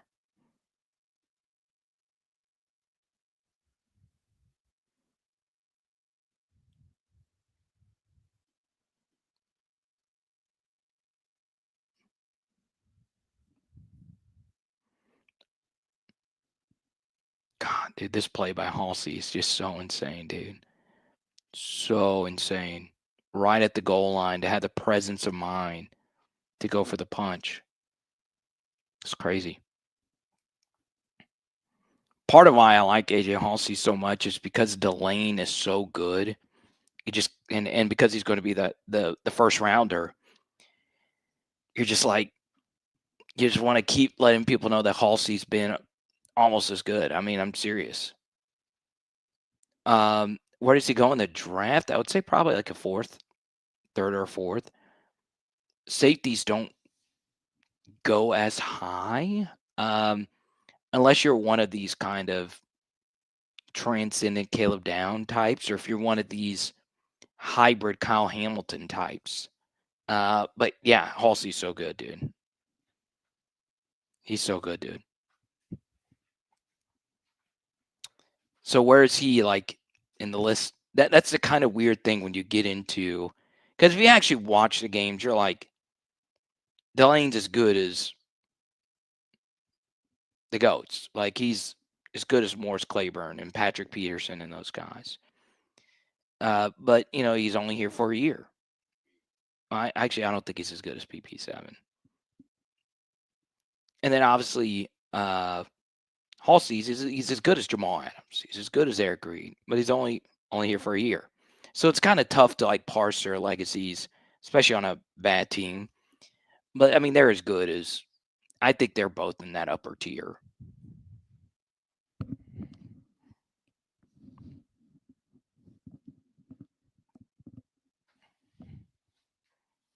But Patrick, dude. Patrick was that guy, dude. He's a freaking GOAT.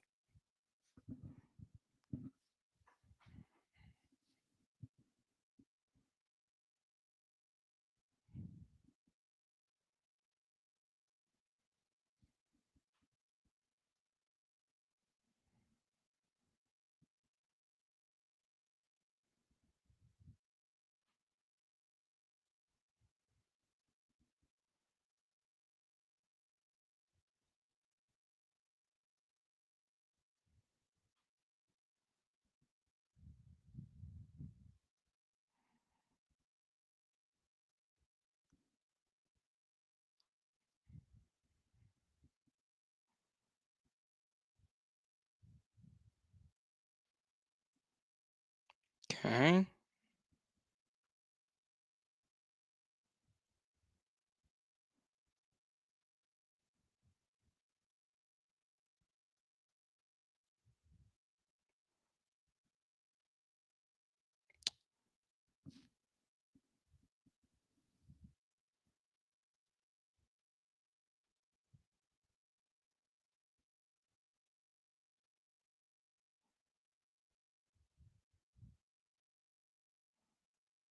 Mm.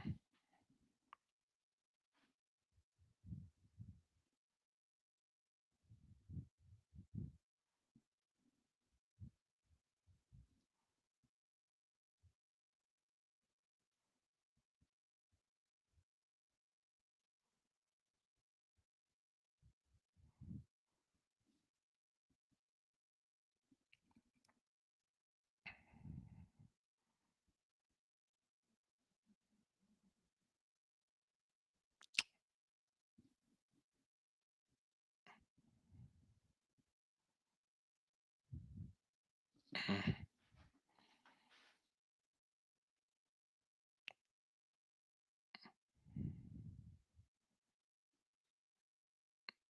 Oh, BT's like, you don't think Halsey's on that level. That's fine. I think that's fair. I think AJ would understand that. I wish I had some Popeyes right now. Hell, they're open. Go.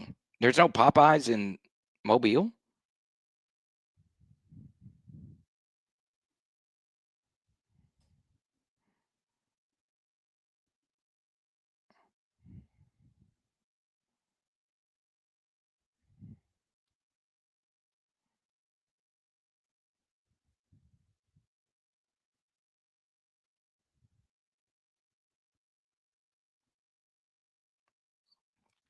By the way, Ohio State, Michigan's the best rivalry in CFP outside of the Egg Bowl.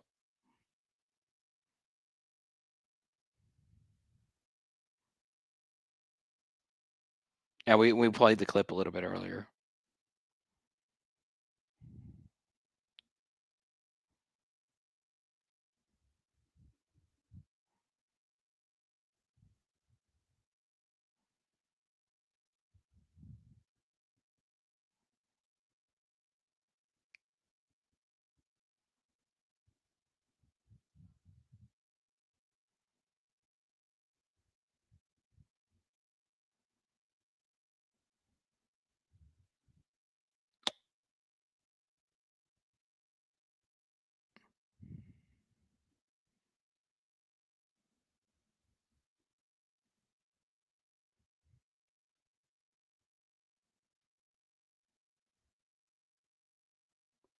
Hmm.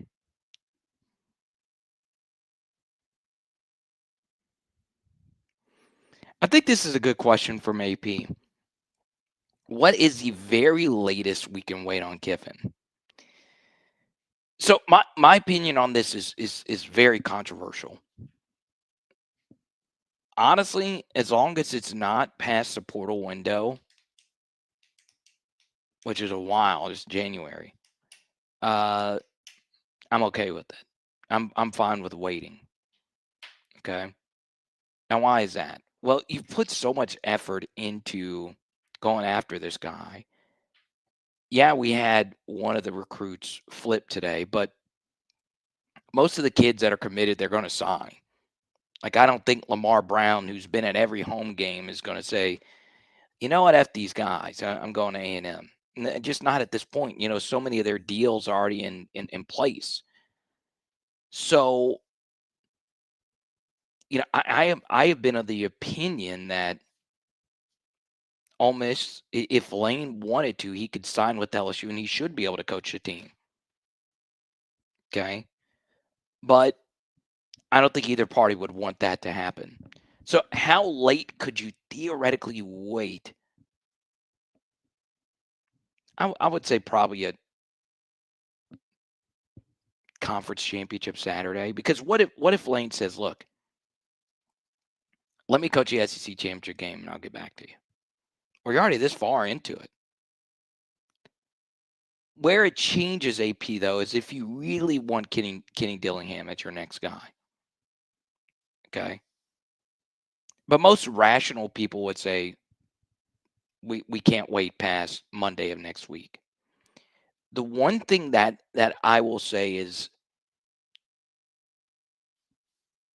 no one really knows. Like, nobody really knows. Okay. And that's okay to admit that.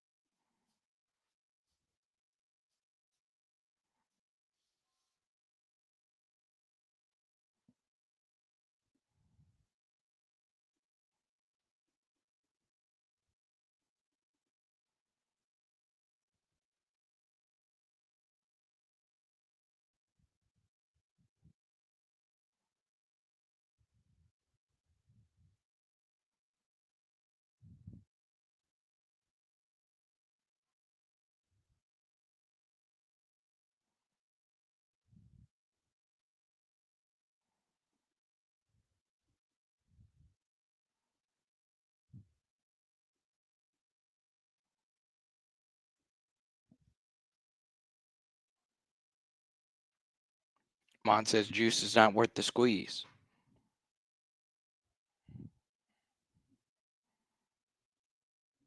No, Brandon, I don't think so. And that's why, a decision kind of needs to be made by Monday. There was also a report going around that there was going to be a press conference, or a rumor, not a report, that Lane was going to announce LSU on Saturday. That's impossible because the entire LSU staff is going to be in Norman. That would be pretty wild.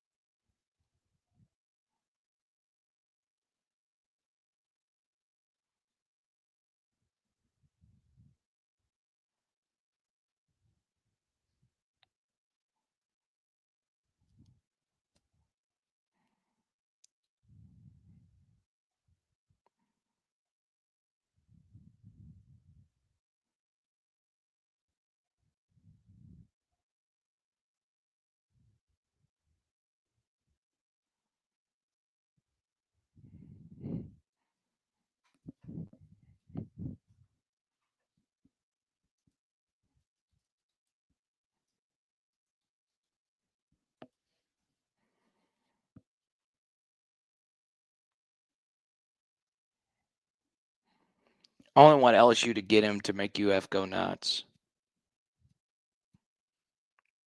That's good. Let's go, Chooch. Are you making lemon pepper turkey wings? I wish. I will have to say this. I want to go to do this. All right, because we're as a family we're going through it. So this is the first Thanksgiving without my father-in-law, and I have a really close relationship with my real father, who's my best friend, and then my father-in-law, who I became really close to. Two completely different people. But got a call from my mother-in-law earlier today, and I've shared this before.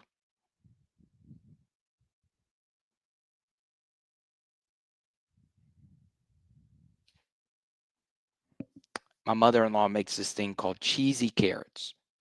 And I couldn't believe my fellow Louisianians had never heard of cheesy carrots.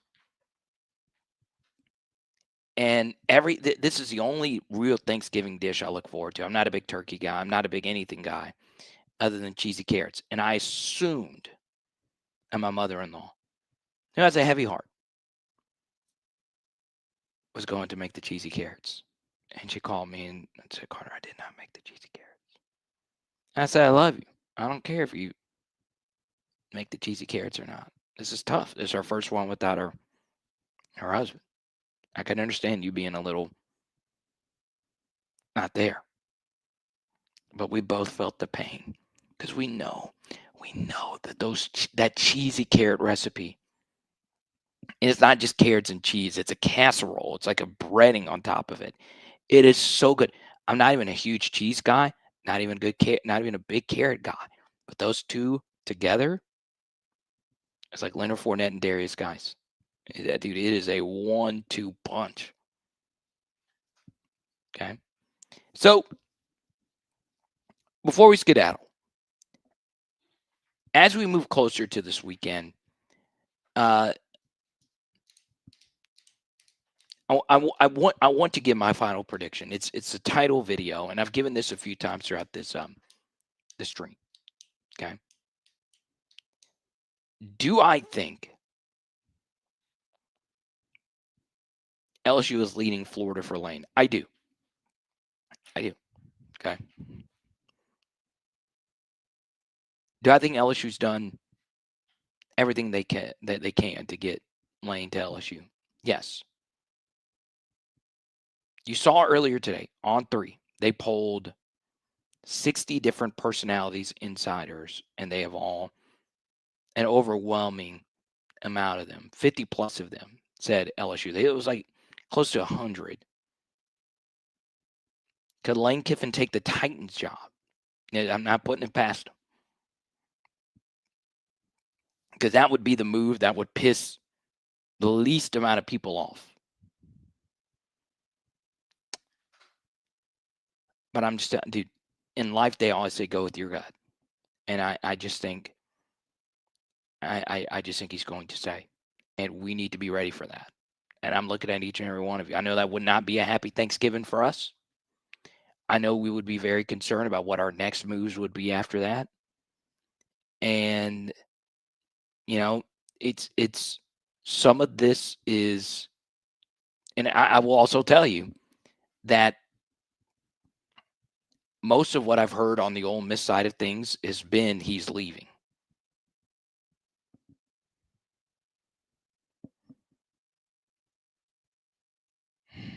I really don't know. I really, really, really don't know. But if you go to Patreon, I included one extra detail for those that subscribe to the Patreon service. Thanks to everyone that joined the membership program tonight. I know. I wish I could say Carter Bryant reports Lane Kiffin LSU, and I want a Pulitzer for that reporting.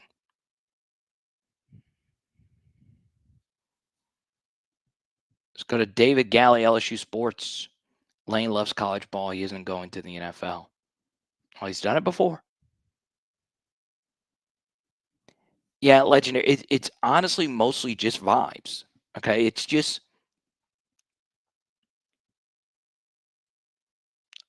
when we had Cooper Patagna, weeks ago when he called Lane Kiffin to LSU, this was before anything really started getting going. And, he put my feet to the fire and he said, "Hey, Carter, who do you think the next head coach would be?" And he was one that asked this. I said, "It's going to be Dillingham." Okay. And he said, "It's going to be Lane." We'll see. I love Cooper.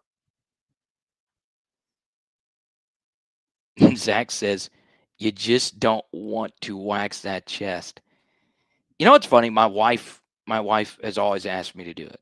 And obviously her opinion on the matter matters. Okay. Ladies, the ones that have to deal with hairy-chested men, you are the true heroes of the world. Okay. Hairy-chested men, you don't understand how much of a nuisance we are to society. Both at swimming pools and at the house.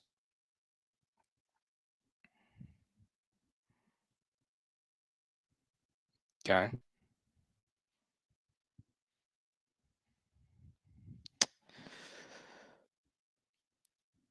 Yeah. Well, here's what I would say to this Ashdog LSU as far as the Sexton aspect of it, is that you really don't ever really know what he's doing, but you do know he's pulling levers. All right. But one thing here is, as many levers as he could pull, it still comes down to what his client wants to do. Okay.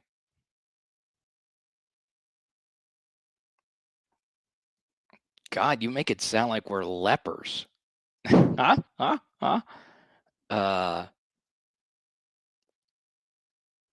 But yeah, I'm.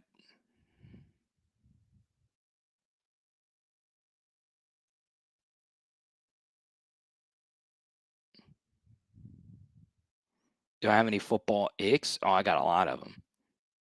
You know some of them, Pegasus. The baggy undershirt, banned them immediately on my team. And then the loose mouthpieces. If you got a mouthpiece, wear it. You should only be allowed one mouthpiece. Oh, this is crazy. If Hunter Yurachek were the LSU AD, who would he hire as the LSU head coach? Oh, you don't want to know. He would bring Chad Morris here.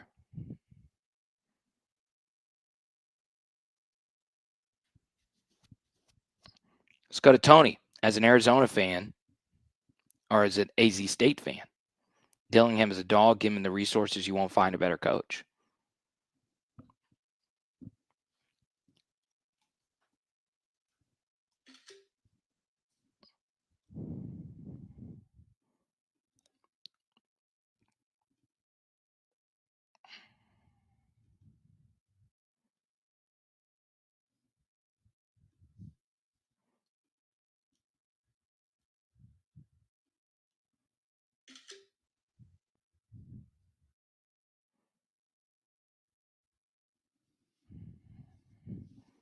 Hold it up.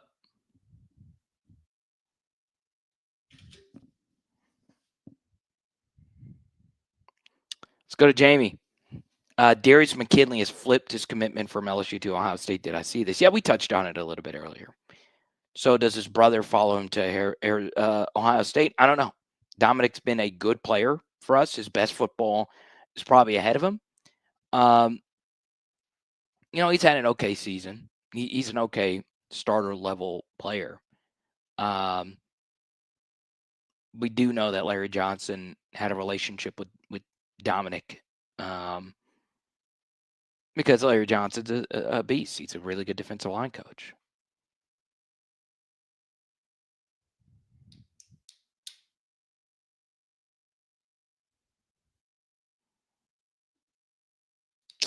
Amicat says he doesn't see Dillingham leaving. Well, my thing is, okay, so you're a Wildcat fan. Yeah, I just don't think Arizona State has what Kenny Dillingham wants. Basically.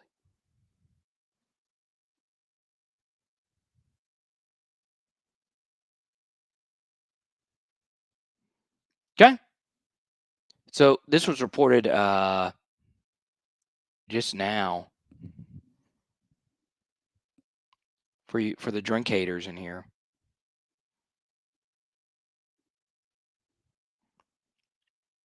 Eli Hoff.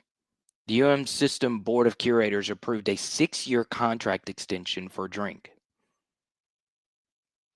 The deal has not been signed yet, but there's optimism that it will be soon. Key step taken, but not across the finish line until the ink is dry. So you might get your wish. Normally when these kind of extensions are put in front of you, you're just going to sign it. That's just normally it.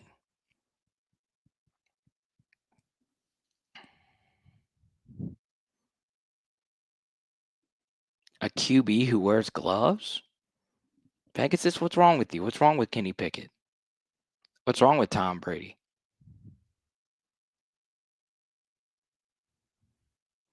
Let's go to Jacob. Man, I have a feeling he's not coming.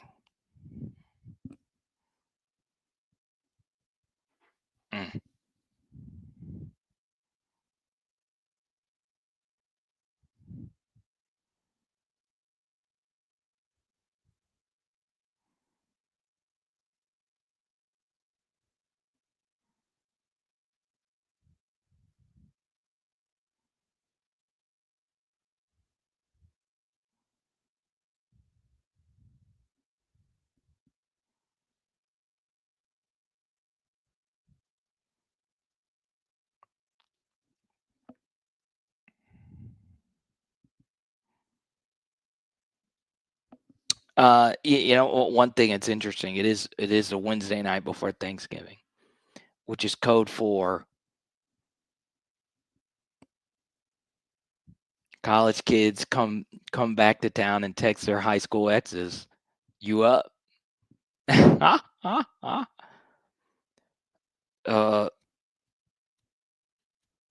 Young Citrus, you need to change that avatar to Dairy Queen. I think we Lane Kiffin.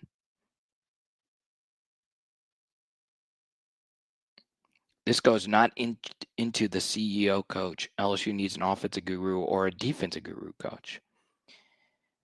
Yeah, well, none of these guys are CEO types, They're all kind of known for play calling and being that guy as far as play calling is concerned.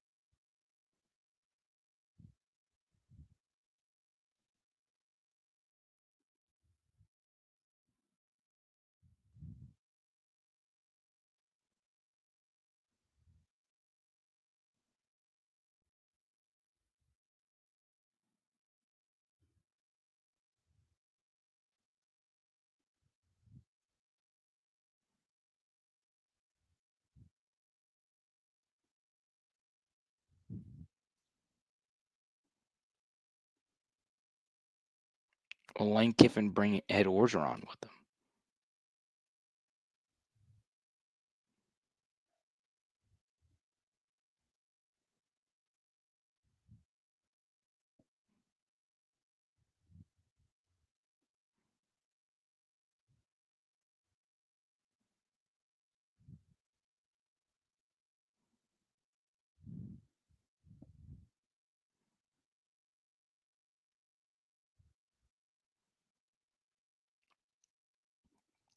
Fellow Carter, what's up? What reservations do you have about Kiffin, if any? Well, the big one, of course, is the job jumping, but who the DC would be would probably be the biggest question. Okay.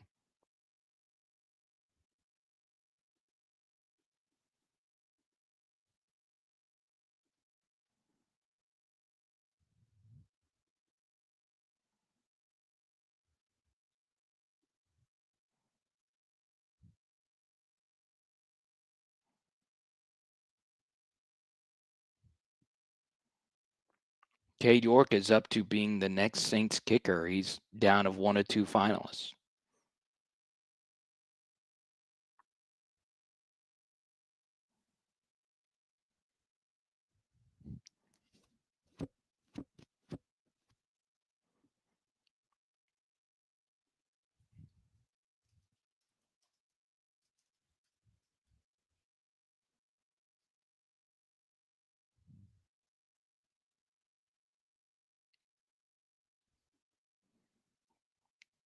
All right, I wanted to give you the full SEC injury report before Oklahoma. Here we go. Aaron and Nick both out. Garrett out. Gabe out. Braylon out. Ori Williams has already been considered out. I doubt Witt goes. I doubt Tyree goes. It's pretty interesting that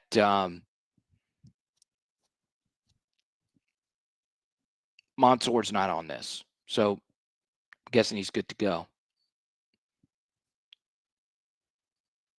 All right. R. Mason Thomas is doubtful. That's big.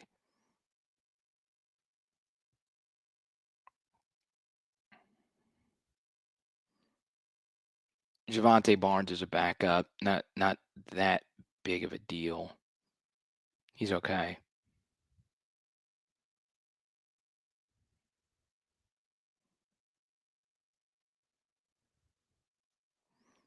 Emma Cat says, my main issue with Lane is that if he doesn't work out, it'll set LSU back to the early 90s, possibly worse.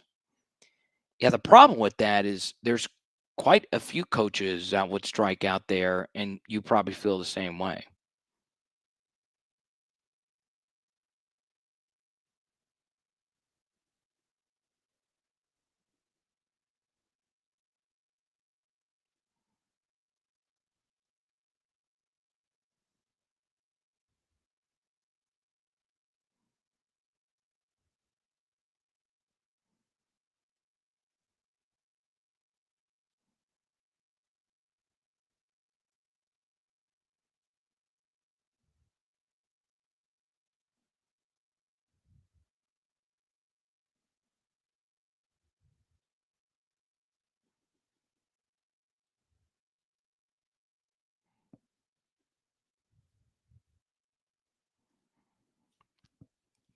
Welcome to the channel, Matt Carboni.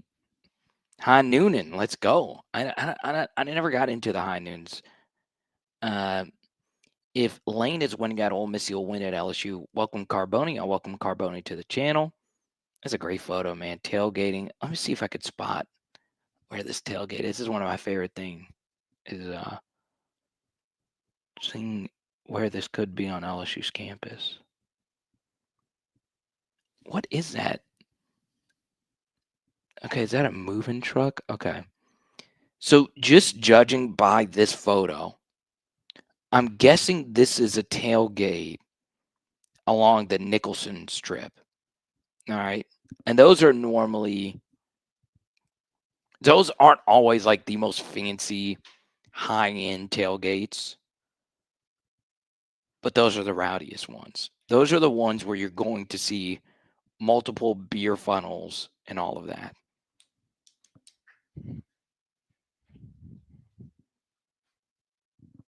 But I do agree with this. Lane's winning big here if he chooses LSU.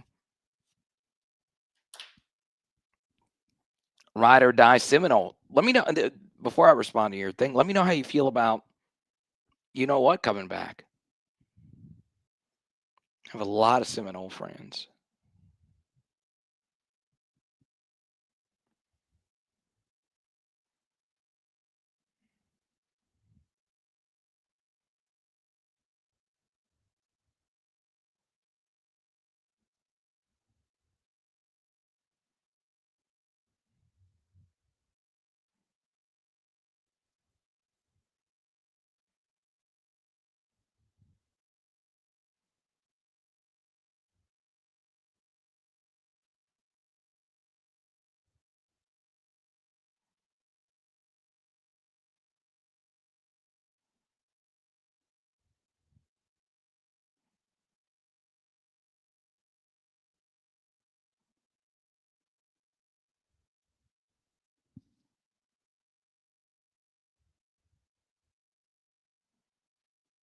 Is that right? Was that right, Carboni, of where your tailgate is?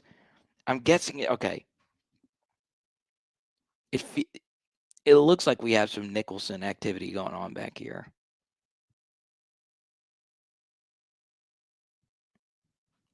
I need an invite to wherever tailgate this is. I'm guessing you're not like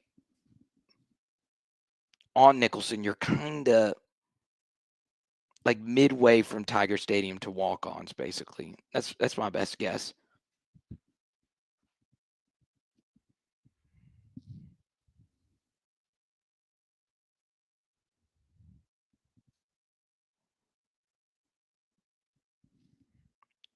Yeah, Plastic, the only way you're fixing that is with the calendar, and the calendar is not going to get fixed unless the SEC breaks off.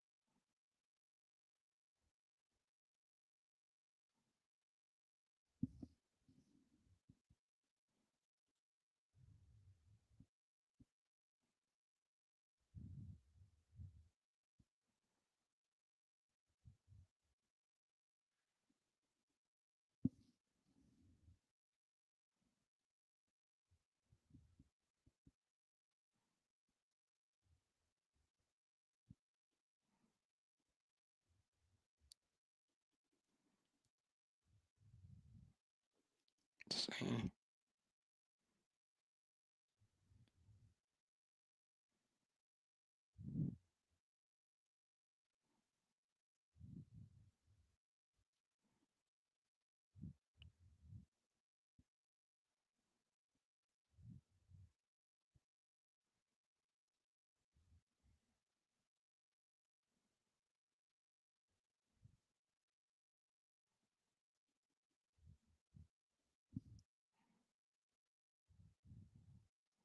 Oh, you don't even remember. Oh, so it's not even your tailgate. The day we upset Florida.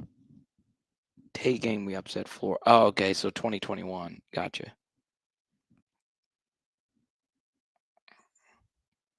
Ghastly Gamer holding it down in Little Rock, Argenta District.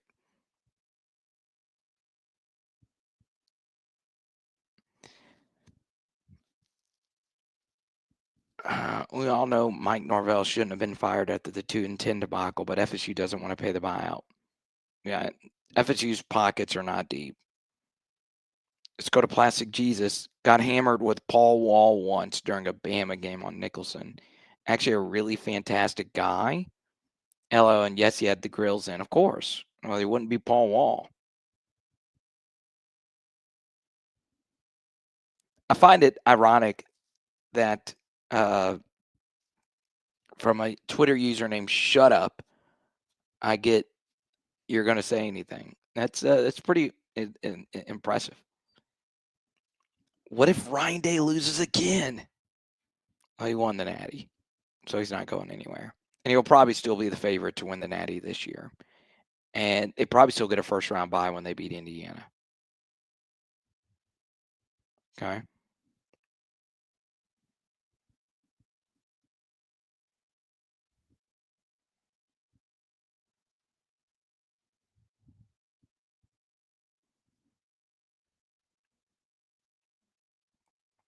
So there you go. All right, y'all, that'll do it for me. Thanks to all the super chatters. There were so many. Dwight, Zach, Golf, Sibley, Tommy, CEO,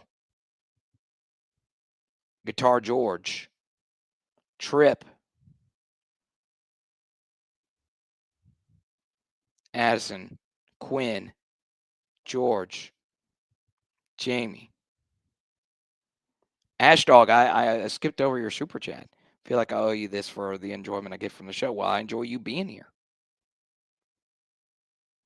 Okay. It is Power Hour LSU. Boom. Big thanks. Huge thank you to everybody that tuned in tonight. And on top of that, our friends at Laborde Therapy. If you're in the Lafayette region, Laborde Therapy is your therapy center. 5 different locations from Karen Crow all the way to Morgan City. LabordeTherapy.com. And our friends at Fortified Gulf Coast, FortifiedGulf.com. Save up to 37% on your homeowner's insurance today. And I got a call from Zion Imaging saying that somebody stopped him in the, I think it was at the grocery store. For any 360 spin booth experience needs, xyanimaging.com. If you want my extra report on Lane Kiffin, boom, it's linked down below. And there you go for your patrons, okay? Tonight, we're doing some Detroit-style pizza. Let's go. Let's go.